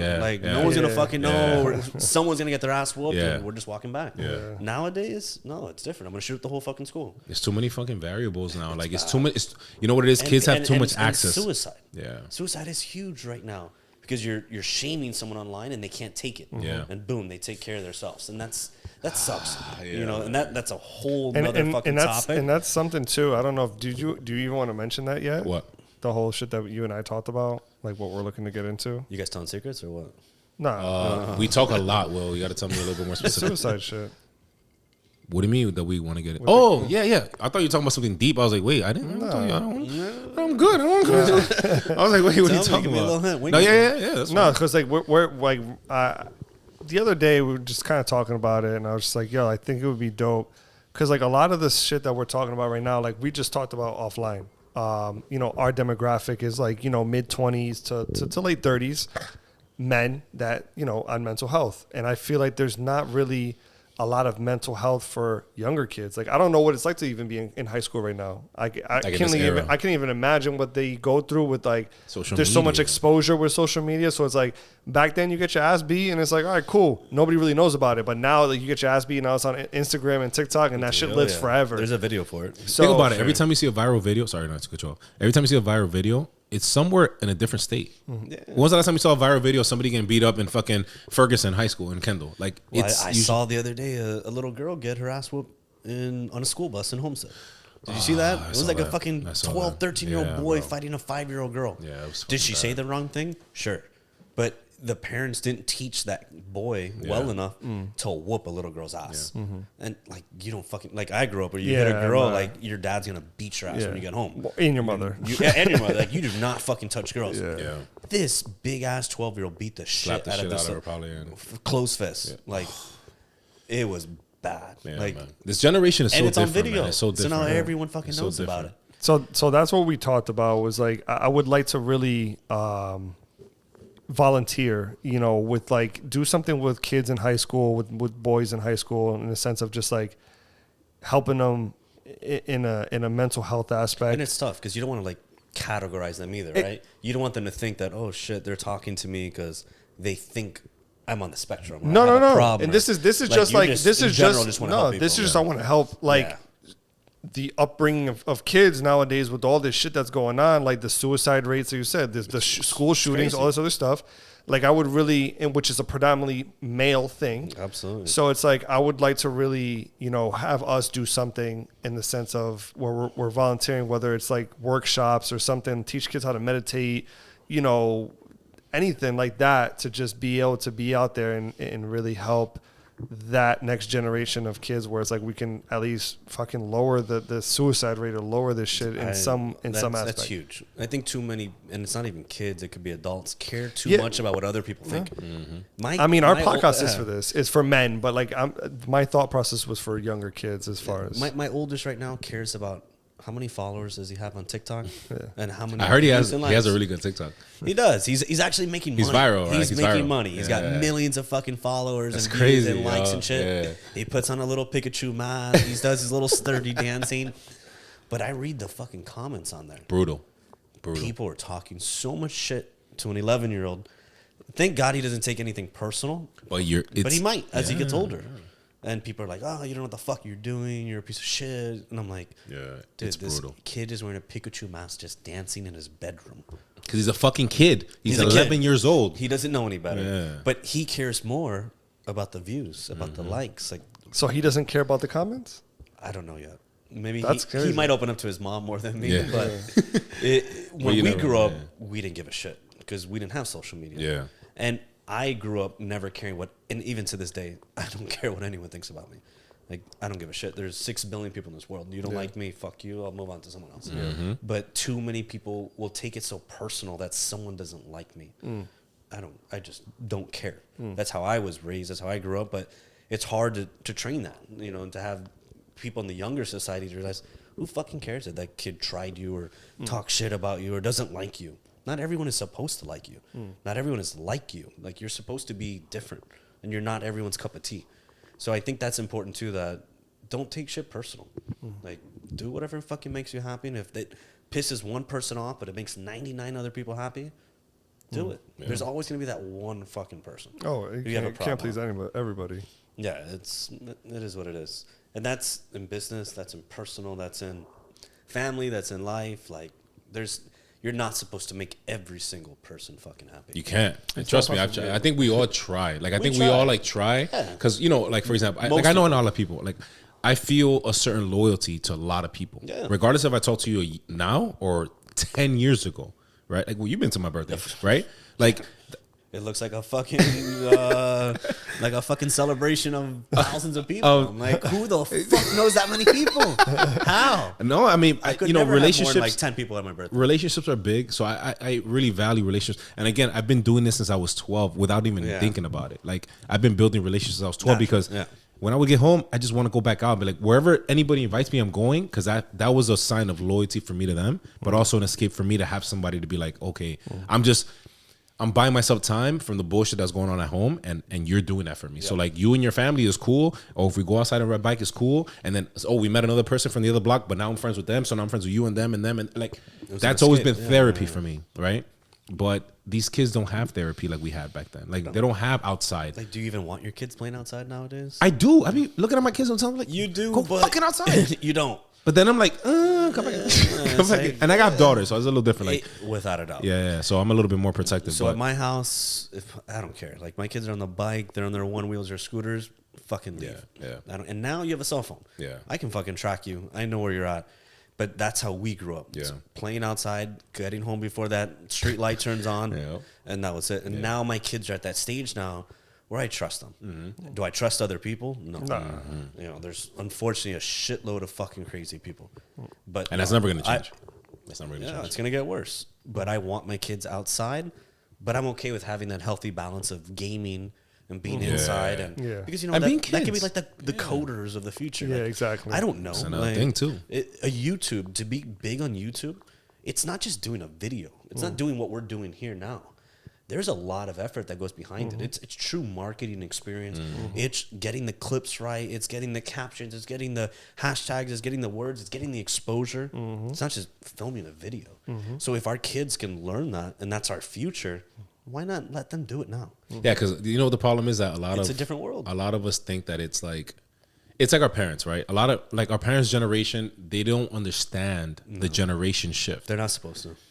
But it's just a different world. Us, again, being 80s babies and 90s kids, we're the best of the world. We understand that the world is changing. Internet is changing. If we don't adapt, we're going to be the same people that our parents were. And we can't be that, because then we can become protective, keep them in the house, keep them away from things. You brought it up earlier. You said, hey, AI wrote this script. Oh, yeah. Our parents would say, what the fuck is that? AI? Like, I don't even know what that is. Yeah. We have to already start adapting to it. It's here. Yeah. It is our fucking future, and it's going to be our kids' we can't stop present. It. Like, this is what our kids, this is the only thing they're going to know. Yeah. They're not going to know to write or create a presentation. They don't have to. They're going to go to AI, and the AI is going to fucking do it for them. Yeah. And we can't knock it. Like, it's the fucking generation. We can't knock it. Times change, and we have to adapt with the time. Like, why don't I want my kids to learn a formula they're never going to use? I'd rather you know how to write a code in an AI bot system that's going to just do the presentation for you. Because that's what you're going to use in real life. That's what you're going to apply for it. Not an algebra equation that's never going to be used in real life.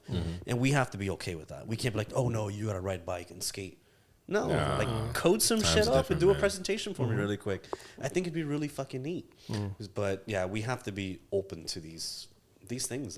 It's going to happen. Whether we want it or not. And if we hold our kids back, we're hurting them. Yeah. We're hurting ourselves. Yeah.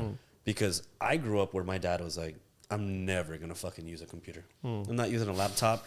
I'm never buying a smartphone. Even my grandmother's like, I'm never using a smartphone. I'm never getting Facebook. They all have fucking smartphones. They all have Facebooks, and they all use a computer. Yo, grandmas love Facebook. Fable. They're like FaceTiming you now, and I'm like, oh, I thought you said you would never have a fucking smartphone.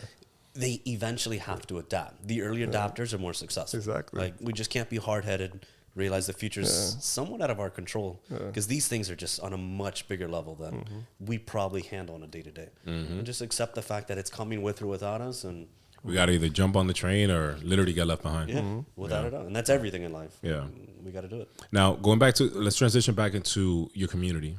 Obviously, I know I made a joke about it earlier, but it's a very factual. You drive anywhere past, what's the last, is Kendall 120F? So 184, I think it's the first. No, 120, yeah, after 120 is 184, so Eureka. Yeah, so right after Eureka is Cutler Bay. Yeah, so right after Eureka is Cutler Bay. So from Eureka, Cutler Bay, and then down to Caribbean.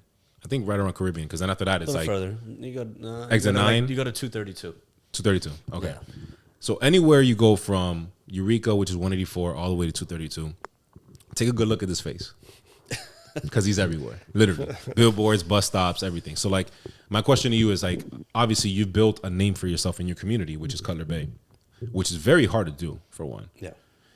I tried it in Kendall. And I was like, I tried to just put my name and face on one of those like benches, and I was like, this is fucking weird. Like, I'm driving by it to the gym, and I'm like, take this shit off. I did it for a month, and I'm like, take this shit off. It's a little weird. But you've found a way to leverage that and actually build a community. One thing, I'll tell you one thing about Cutler Bay.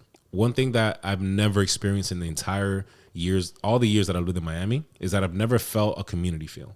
Like, I've lived that in New York, like, you have a community, so like you have your community friends, you go to the same schools, you hang out the same places, you go outside at the same time. The only place that I've ever felt that here is Cutler Bay. Like, you guys really drive around in golf carts. Yeah. You guys have Christmas, Halloween, like you guys get decked out for a lot of things. I haven't felt that or seen that in Miami, especially Kendall, because Kendall's massive. I think actually Kendall might be bigger than Cutler Bay. Without a doubt. Like, without a doubt, right? Yeah. But we don't have a community feel. Like, I can go I don't even know some of my neighbors, and that's sad. Yeah. And I talk about this all the time. Like, I want to go home and feel safe to the point that I can, like I said, literally leave my house open, but I know, like, hey neighbor, like, by the way, you left whatever exile. But going back to my question, you built a lot in Cutler Bay. You've built a lot in your community. Like, how have you leveraged your real estate platform to really build that name for yourself in Cutler Bay? And what made you kind of go there? Like, what made you want to be the face of Cutler Bay and then literally become the face of Cutler Bay and your community in Cutler Bay and Homestead? Well, I was very fortunate to be born in Cutler Bay or Cutler Ridge. You know, back in the 80s. Back in the days. That was it. And Cutler Ridge was a really bad place to live in. If you say Cutler Ridge, it's like, oh shit, I'm not gonna lie, like, you're from the Ridge. Like, fuck. Cutler Ridge. It's When like- I first got to Florida, I gotta be careful what other cities I say, but it was a bad spot. Yeah. Like no other way to put the it. only comparison to that, honestly, like, I mean, but Ghouls isn't. I was gonna say ghouls, but But ghouls is- I knew you were very gonna say ghouls. cautious. But you know what's of what crazy I though? say. Yeah. I can say Yeah, it, yeah. but of course. But you know, Ghouls is actually like 3 blocks. Like, Ghouls is not a big city. It's right next door. No, but I'm saying it's right next door to our but town. but you know, the cleaning up and all that. You know, so shout out It's to everybody. much It's much better. better. But Cutler Ridge back then, like So when it what was spot? South Mall, Cutler Ridge Mall. Cutler Ridge Mall. Which South Mall is going to be demolished In a couple about a weeks. year. Okay, Yeah, well, any day yeah. now. Yeah, they should. It's just been. Yeah, When they're I gonna- first moved here, that was the first mall I went to. I was like, "This is Miami." Because the thing is that What, back it's- then was so It had, cheap. it had like 3 stores in there, that bro. were Yeah, open. but it was- and a movie theater. in a movie theater. Yeah. But but it's a huge lot. That space is massive. Yeah, it's like 25 acres. But back Something then, crazy. and I'm not even mean back then. Like I mean like when I was in high school, like 2000s. Cutler Ridge was bad, bro. Yeah, like no. it was Goon City. Yeah. So like, it was terrible. how did Lewis was like fucking tattoos. nah, like for real, like with That's Dickies what my and shirt you already Dickies know. shorts and Tim's on, like That was normal. That was normal. And this goes back even further. Yeah. So you go back into the 70s and 80s, there was nothing. Nothing there, like literally nothing there. This is where the drug cartels smuggle their shit in. Yeah. Because we're right, And we're get right away on the with it. water. Yeah. Cutler Bay is right on the water. We touch water. So you bring in your boat, no one fucking knows. You're in the middle of Black Point Marina. Black Point Marina. So Exit 9. there was nothing there before. Like it was swampland. Yeah. You would bring in your boat through like mud, get up and get out, and do what you have to do. You're never gonna get caught. No one's gonna know. Times have changed. I think it was 16 years ago the city became incorporated. So that I think had the biggest play on this whole thing. On the shift. It's like, oh, I'm gonna brand a certain location, but you know how hard it is to brand a 33186. Most people don't know that's in Kendall. I think actually but 33186 is the biggest zip code in Kendall. But it's not. Kendall's Kendall. Yeah. Kendall's not a city. Yeah, you're right. We're a city. Yeah, you're a city. We are an Cutler Bay. incorporated Yeah. city with our own mayor, with our own budget. We control where we spend our money. So I'm now advertising a city. I'm not advertising the 3 zip codes that make up the city. My life got a little bit easier when that happened 16 years ago, way before I got into real estate. I was just blessed. I was born there. I went to elementary school, middle school, high school there. I played baseball there. My jobs were there. My dad grew up there. My grandparents grew up there. I worked there. I made friends with everyone, and I was never really a troubled kid. Yeah. I was friends with fucking everybody. I have 2 other brothers. They're friends with everybody. So now I have friends throughout 3 different people, and all my cousins who were all the same age all grew up there. So I just know a shitload of people all in the same little town. But having that city incorporated, it really helped big time.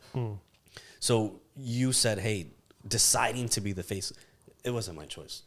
Oh, it just kind of happened when It just kind of happened. That was interesting. I didn't know.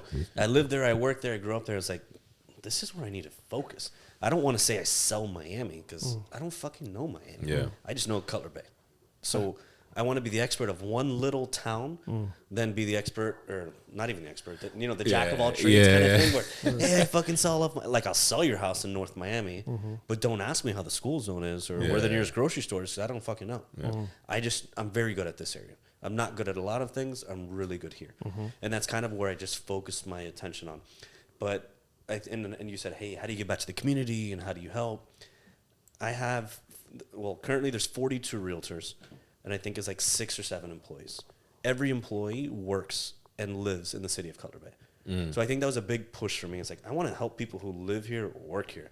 So if I can live here, I can work here, I can eat here, I can play here. That's a fucking fun city. Like, I don't have to go anywhere, and everything is right there. My commute to work is half a mile. I'm going to eat across the street. Yeah. Or home. Or home, yeah. If I want to go to a bar to grab a beer, I'm across the street. Rod benders, hey. Rod benders, sandbar, pub Sandbars. grill. That's the one I used to go to when I used to live in Cutler Bay. I'm going to somewhere around here, and I'm supporting local businesses. And his face is everywhere with a barcode. I'm on a hand sanitizer machine, probably at every local restaurant, liquor store, bakery. But I do that to make friends with the owners. I spend time there to give back to the community, and I want to help their businesses grow, because the longer they're in business, people want to live here.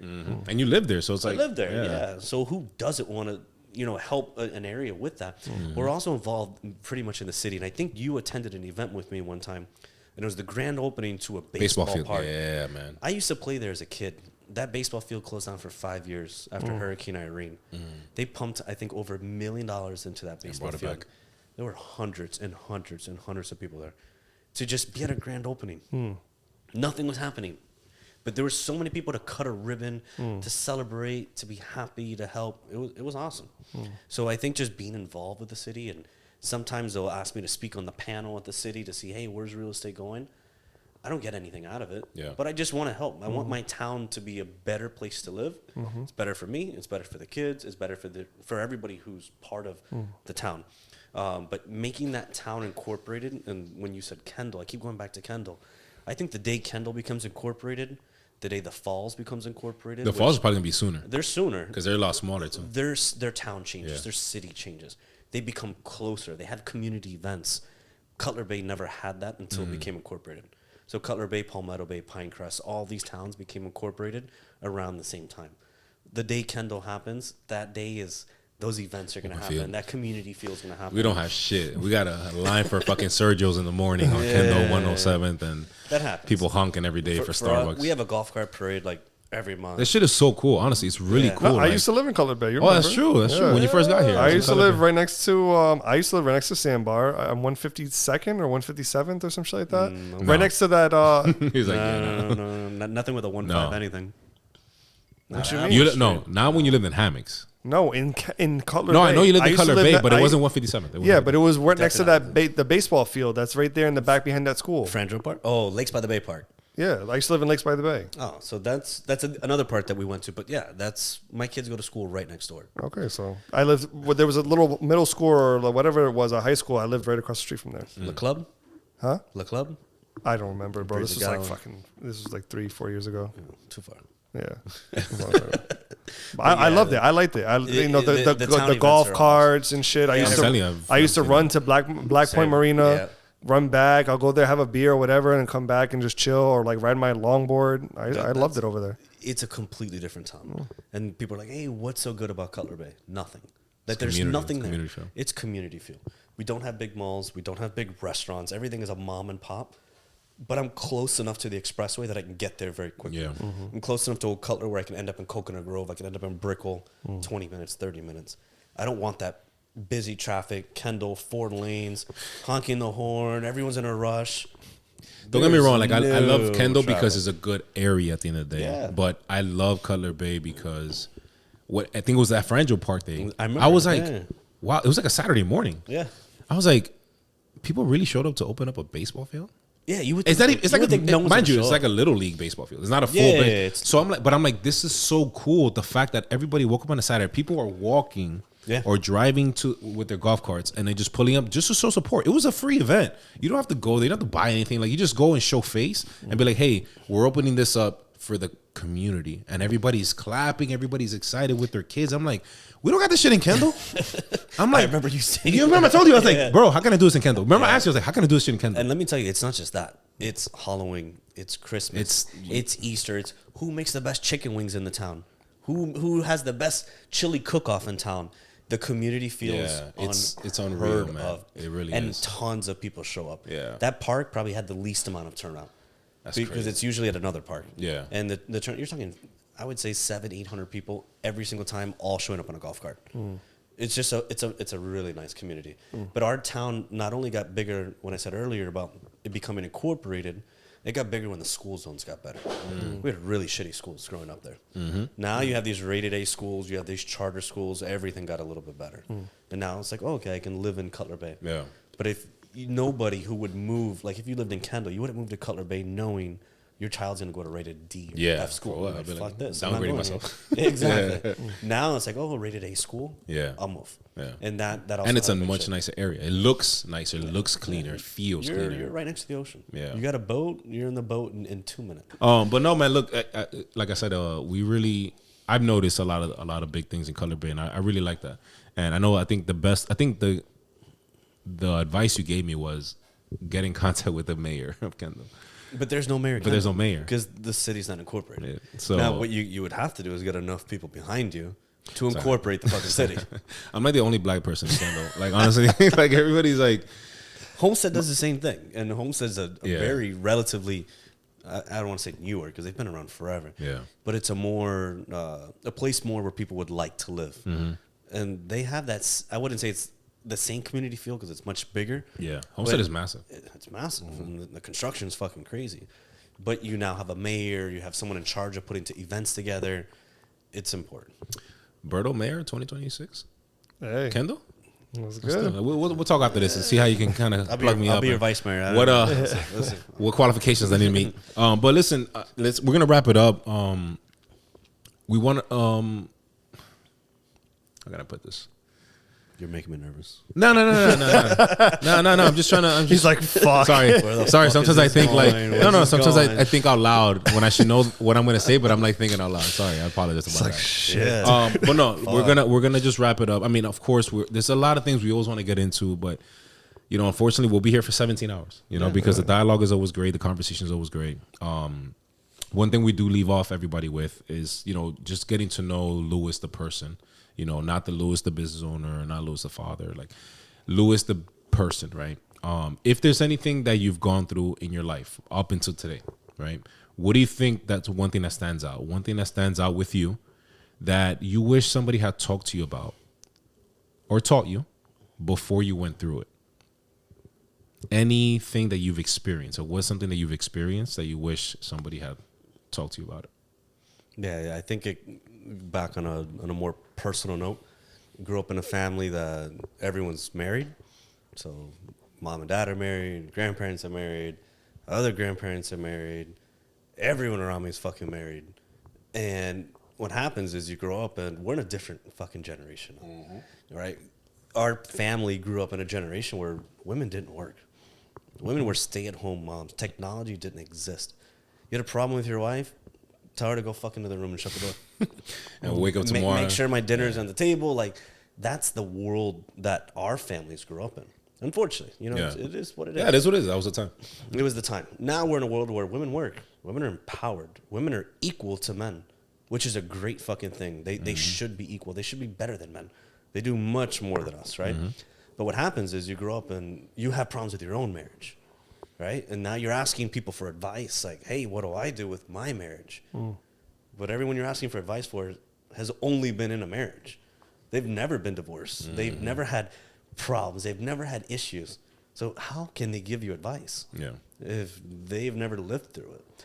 So back to your question of, hey, what would you have learned that somebody else should have taught you that you've been through that, that might have helped you out? Maybe talking to more people. Maybe just not inside your family for advice. Talking to other people. Maybe they have been through things that your family hasn't been through. Because we feel so comfortable talking to our family, right? It's our mom, it's our dad, it's our... And you don't want nobody uncle. else knowing your business. You don't want any... Yeah, because once somebody knows, or that crazy uncle knows, and the whole fucking world knows. Yeah. So it's like getting that advice that shit can go wrong. And it's okay for it to go wrong. Yeah. And shit can go good. But we all probably grew up that life is great, life is good, there's no bad times. If there's a problem in work, if there's a problem in life, life will fucking get better. That is not true. It's not true. We hope it gets better. But it's not. But you got to put in some work for it to get better. You're not going to just sleep for 6 months and then you wake up and one day you're like, man, I'm the happiest fucking person. No, mental health, you brought it up a bunch of times. It's a true thing. I have to work on it. I have to create healthy habits. I can't go down this spiral and this rabbit hole of doing drugs, partying, going out. It's like, it's not healthy for you. I need to do healthy habits. It's all distractions. Yeah. It's all distractions. And yeah, it's great in that moment. But then you get home and you wake up the next day and you're like, fuck? The fuck did I just do? So And you're looking in your pockets. You're like, fuck, a receipt. $30,000. And we live in Miami, right? So it's like it could be bad. You know, we could live in Vegas. We could mortgage our house. We can put it on black. But at the end of the day, I think it's important to get advice from everybody. And if you're going through a situation that maybe the person you're asking advice from hasn't been through, they might not be the best person to get advice from. And they could be the smartest person in the room. They can't relate. They just can't relate to what you're going through. And I've seen that happen a lot, you know, where you're going to ask someone for financial advice, but you're not asking the most financial savvy person in the room. Like, why are you asking that person for advice? That person is not an investor. That person is not extremely wealthy, but maybe you're extremely wealthy and you're asking that person advice, or you're having relationship problems. Hey, I'm going through a divorce. I'm going through a separation. Is this normal? What should I do? And then you turn and they're like, figure that shit out. Yeah. I don't know what to tell you. You got to figure it out. But they don't even care the reason for why you're going through what you're going through. That's just the advice that they were told. So that's the advice they have to tell you. Or maybe that's not the right thing. But I think at the end of the day, it's getting advice from people who maybe have been through what you're going through, and they should have the outcome that you want. If you're going through a personal problem and they've been through their personal problem, but they don't have the outcome you want, maybe don't get advice from them, right? Because you're going to end up just like them and you're not going to be happy. A lot of people like getting like advice from people that they like, but not because they went through the shit that they're going through. Like, for example, if I like you, let's say, for example, I'm like, oh, Lewis is credible to me. Like, let me ask him something. But like, if you tell me something, it might not even resonate with what I'm going through, but I'll follow you because I like you. Like, I'll be like, you know what, Lewis told me to do it. And that's where it fucks up a lot of people's mentality. And it goes back to your point. Like, absolutely, get advice and get, different perspective from different people that might be able to give you that advice because they went through it, not because they're trying to just tell you what to do is quote unquote. But it best. can also turn into like a thing where you're getting advice from someone you trust, like you just said, for example, and they're gonna tell you what you want to hear. Sometimes the shit that you need to hear is not what you want to hear. So it's like they have the outcome of what you want, but you're not trying to hear that shit. Yeah. So that can be the deciding factor of like, am I going to take my advice from Berto or am I going to take my advice from Lewis? I know him more than I know you. So it's like, maybe I'll go through here, but I know that you maybe have this certain outcome. I'm like, but I don't want to hear what the fuck he's going to tell me because I know it's not something I want to hear. And that happens in everything, right? You can ask the same two people the same question. You're going to be like, oh, fucking do this, fuck this. This is the way you got to do it. You're going to give me something different. You both have different outcomes in life. I just have to decide, what should I do? Yeah. And that's with everything in life. Everyone has a different opinion. Even goes back to, you have kids. I think so. Your kids are born. I think they're mine. They look like you. I don't fucking know. Still battling that, in court. They're like, oh, you should put your kid to sleep this way. Yeah. Oh, no, put them on the back. No, put them on their stomach. No, put them on their side. No, they shouldn't eat this. They shouldn't drink this. No, you can't. What the fuck do you know? Like, everyone has a different fucking opinion. Do whatever makes you happy at the end of the day, because it's your fucking kids. It's your life. Hear people out, and you apply little pieces of what maybe they gave you to your life. Yeah. You just can't copy and paste someone else's fucking life to you. Yeah. Because everyone's different. Well, everybody does it. You hope. Yeah. Right? But and I think, unfortunately, back to mental health. People fucking crash. We're men. Like, we're not supposed to speak up and talk about our problems. We bottle shit up. We fucking explode when something happens. And then it's usually too late to fucking go back and retrace. Yeah, we already passed that. We already crossed that path. Yeah. And this here has been very difficult for me, because I don't open up to about anything. I just keep shit to my fucking self. Because one, I don't think people care about my problems. Yeah. But the reality is, I don't know if people have been through it. Do they want to help? Do they even care to help? Or do they just want to chimosear and be like all up in your business and then just go talk shit about you with their other friends? People talk shit, unfortunately. So most of my personal life it's private. Yeah. And that's usually how it's good. You also don't want to be out there, but you never know, man. Like, you could say something to me or to Berto one of these days, and you never know that maybe I went through something very similar to you, and I found a certain way that helped me out a lot that you had no idea of. And, if you didn't express that to me, then you would have never learned the lesson that I can give you or the fucking seed that I can plant. You're right.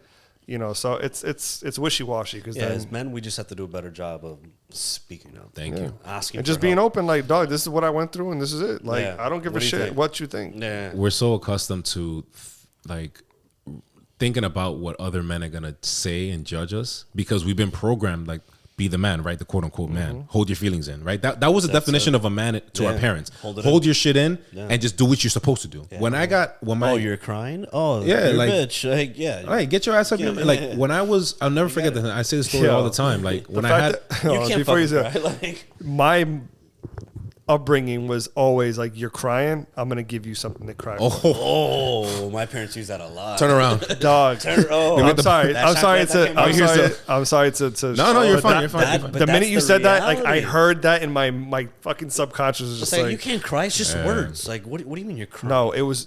I'm gonna give you something to cry about. Oh yeah. I'm like, I think a lot of us have heard that a lot. Spanish in I mean, it's in the Spanish culture. The Spanish, especially in the Hispanic culture, like it's norm. The spoon. It's the norm.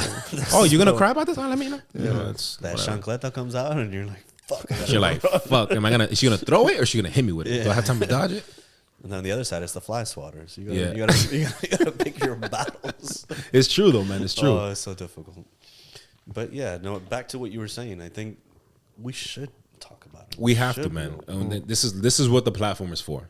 Honestly, man. It's a beautiful thing. And honestly, look, we appreciate you opening up because I know for us it's very difficult, man. Like him and I talk about this all the time, and that's how this whole thing even came, to fruition. Like it's like, why don't we challenge what our parents told us to do? Like we're in our fucking 30s. Yeah. You know what I mean? Like why are we challenging and changing not the status quo, changing just how men should start thinking. And that's what we went back to about how we're going to reach out to adolescents now. And the kids that are 15, 16, 17, because that's the hardest, I don't care what anybody tells me, the hardest age for a male is when you're in high school. 14, 15, 16, 17, or 15 if you failed. 15, 16, 17, 18, whatever. I'm not going to knock you, but I think that's the hardest years. Did I fail? Yeah. No, I never failed. Yeah, I never failed. I never failed a grade. I just dropped out of college 17 times. Yeah. I was that guy that registered every August, and I go from August to June to December, and then like never showed up, never get to January, and then I'll reapply in August. That's a whole another story.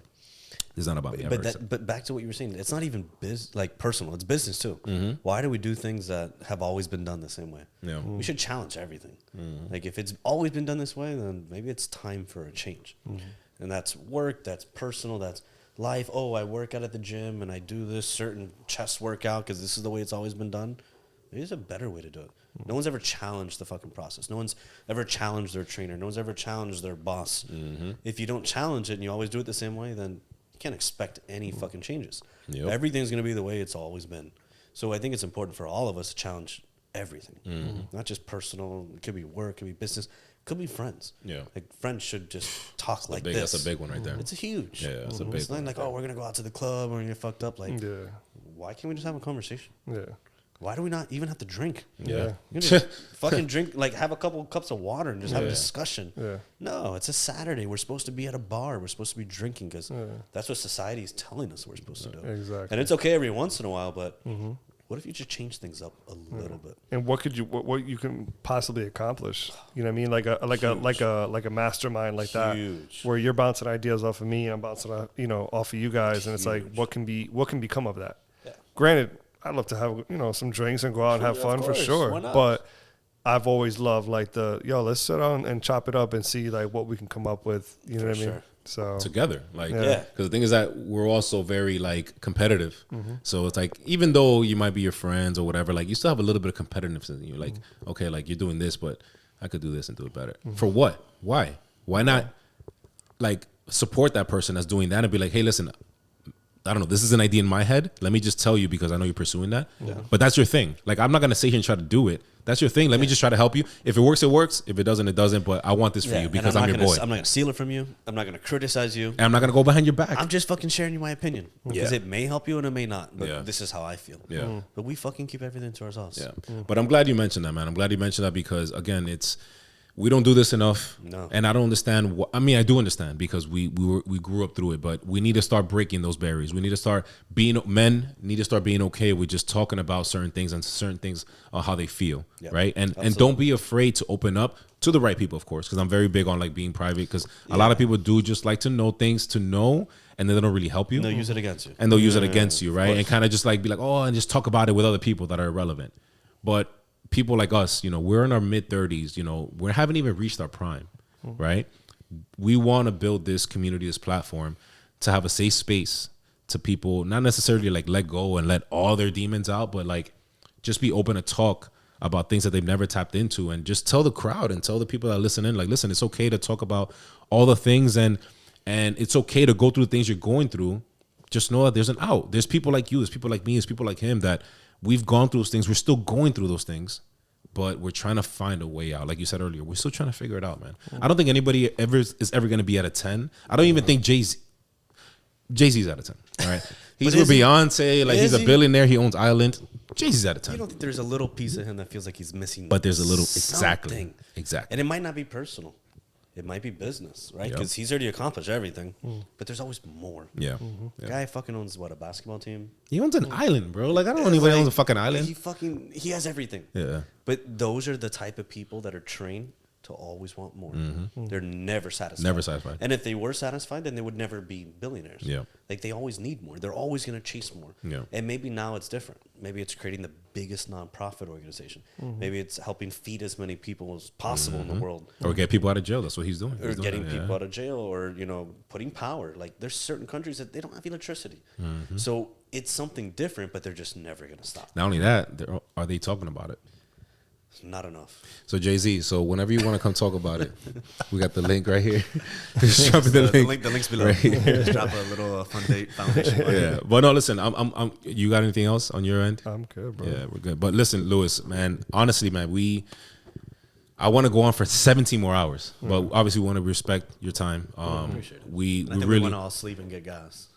that gas shit. You see the line over there. All right? I don't know. I don't think that's traffic. I'm gonna have some fun tonight. Listen, man. Last little bit of gas. Yeah, I mean, you can get home in Color Bay. We'll Just see. you're on the highway, go 70, put a neutral, you'll be all right. We'll see. But we want to take the time to appreciate you for real. No, I appreciate you having me on here. Really, like, take the time to appreciate you taking the time to not only open up, obviously, about your journey and everything you've been through and everywhere you're gonna go, but really take the time to open up about your mental health.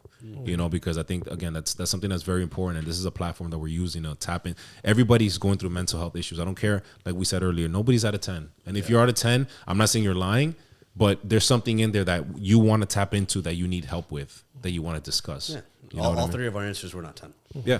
And we're all three in different positions. All three Different lives, maybe everything. to the world seem very, very fucking happy. And There's successful. a little bit of us that it's just missing something. We don't even know what it is yet. But yeah, no, you're right. If someone says they're a 10, I probably would call bullshit. Yeah. Or you challenge them, right? I You would say like, challenge okay, so tell me why you're a 10. Exactly. But you're honestly, like, you're really the true definition of a leader and what we stand for here. I appreciate it. And again, we just appreciate you taking the time to come, and we applaud everything you've done, everything you're doing, and everything you're gonna do, because obviously this is just the beginning. 35, you're nowhere near. I think my father had me at 35. Now that I'm thinking about it.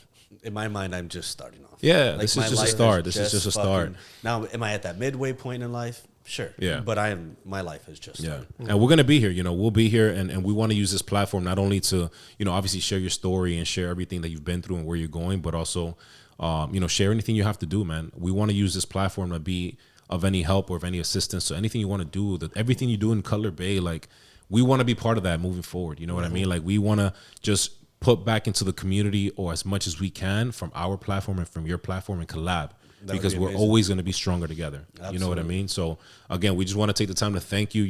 You are the definition of being prolific. And prolific is really just about that. It's just doing everything you're doing, and also hearing it from other men that you are doing something impactful. We don't hear that enough. No, you are, man. You are. You're a father. You're a business owner. You're just a good guy, a good, genuine genuine guy. Making You're me not full of blush shit. over here. Hey man, blush, a little cry, whatever you want. We got the you got the towel. You got the towel they threw over the other day. God damn. But nah, man, it's real appreciate talk, that. man. It's I real really talk, do. and this is just a way that we can just tell you our appreciation more than we can show it, because obviously we can show it by buying you drinks and all this, but like telling you, I think it's more powerful because I think words, it's more meaningful. words, I Without feel a like are more powerful sometimes than actions and certain things. Absolutely. But in Especially this, when I think it comes from men. yeah, of course, exactly. Yeah. Because we're not gonna be like, I'll be like, I might like your shoes the whole night and I won't tell you anything. No, of course I'll be like, oh, I'm gonna just take a picture and go Google it and buy it you'll myself. Step on them. You know what I mean? But I'll be like, right now, I want to tell you. You know, I think this is a moment to tell you and really express the gratitude that I have for knowing you as a person, as an individual. But also, like, I'm excited for what's to come for you. You know what I mean? And we want to be there every step of the way, any way that we can help. Or if we can be in any service. and vice versa. Yeah. Like, I would love to be more involved in this. I think this is incredible what you guys have put, together. It's not easy. It's not, you guys said 37 episodes. It's hard to be fucking consistent. So give your guys some huge kudos to not fucking quitting after 1, 2, 3, 12. and we're going on vacation tomorrow. 37. Like, yeah, You guys like, are we're still fucking here. Yeah. And you're going to Coachella tomorrow. So, like, give yourself huge fucking kudos for that, appreciate right? that, bro. Because most people can't be consistent. Yeah. You can do something, it sounds exciting, but sometimes it takes years and years to see anything. Yeah. To get a Any fruit. response, Yeah. to get an audience, to get a reply, to get an award. So huge kudos to you guys for keep pushing to do this. We Because appreciate I that. know it's not fucking easy. Yeah. And And just anyone who's done this, who has a successful podcast, knows it's not fucking easy. Unless you It's Joe a- Rogan, it's a- fucking it's a Joe grind. Rogan, but it's a grind, and it's a lot of dedication and prep work, work that happens not Behind on the scenes, scenes. behind the scenes, and all the editing that's gonna happen after this. Like, it just doesn't happen overnight. Exactly. So Shout out to Gabe, you know what I'm saying? I'll say on the ones and twos. The ones and twos. Nah, huge kudos. But to like you he said, man, like, the definition of prolific, like, abundance and all, and that's what you portray, So we wanted to just put you on there, like he said, if we can be of any service to anything that you're doing, community work, whatever the hell it may Absolutely. be. If you need 2 extra bodies, you have 2 extra bodies. I appreciate that So 100%. that's all. Thank you. And with that, we'll take it away, man. As always, guys, thank you for tuning in. We're last gonna wrap cheers? it up. The last. I got a little water left in there. definitely spilling your rug, but it's okay. Cheers, man. Sorry. You'll pay for the cleanup. Episode Adios. number 37, La Música Willy. 37's. It's a wrap. It's a wrap. Episode number 37, ladies and gentlemen. Thank you guys for tuning in. Again, Lewis, thank you for taking the time out of your day to join us and tell us about your journey. But as always, guys, make sure you guys always check in. Prolific Podcast, episode number 37. One of your co-hosts, Berto. Check it. Damn, I said it again. What the fuck? Oh, I think so. I'm working and I'm saying my name more often. Yeah, it's all good, but Berto, you Berto. Dude say It is what it is, man. I'm Will, ill Will. Ill Will or just Will. Willie the Kid. Or William. Or William. We're Or going Willie, whatever it may be. You are who you are. And then we have our special guest. Yeah, thanks again to Lewis Andrew from the Lewis Andrew Group. We're going to drop all his information. Guys, really, like, honestly speaking, if you're looking to buy, sell, whatever it is, the market, talk to him about real estate. Regardless, he's not going to try to sell you. He's not transactional. This guy really cares about helping families. He doesn't care about a dollar amount. That's the most impactful thing. Who you work with really does matter, and this is a proven fact of. And not only work, who you surround yourself. Yeah, right? who you surround yourself. Personal life. You talked about it a lot. Where would you have been had you surround yourself around someone different? Not here. Different group, not here. Yeah, You'd not be here. somewhere else. So yeah. So, But yeah. episode 37. Episode number 37, ladies and gentlemen. We're good, brother. Thank you guys for tuning in. We'll see you guys on the next time. Adios. Peace. Take care. Cause they thought I'd never make it. See me fall down and they celebrated. Learn how to win with no demonstration. How about the cool got a ventilator?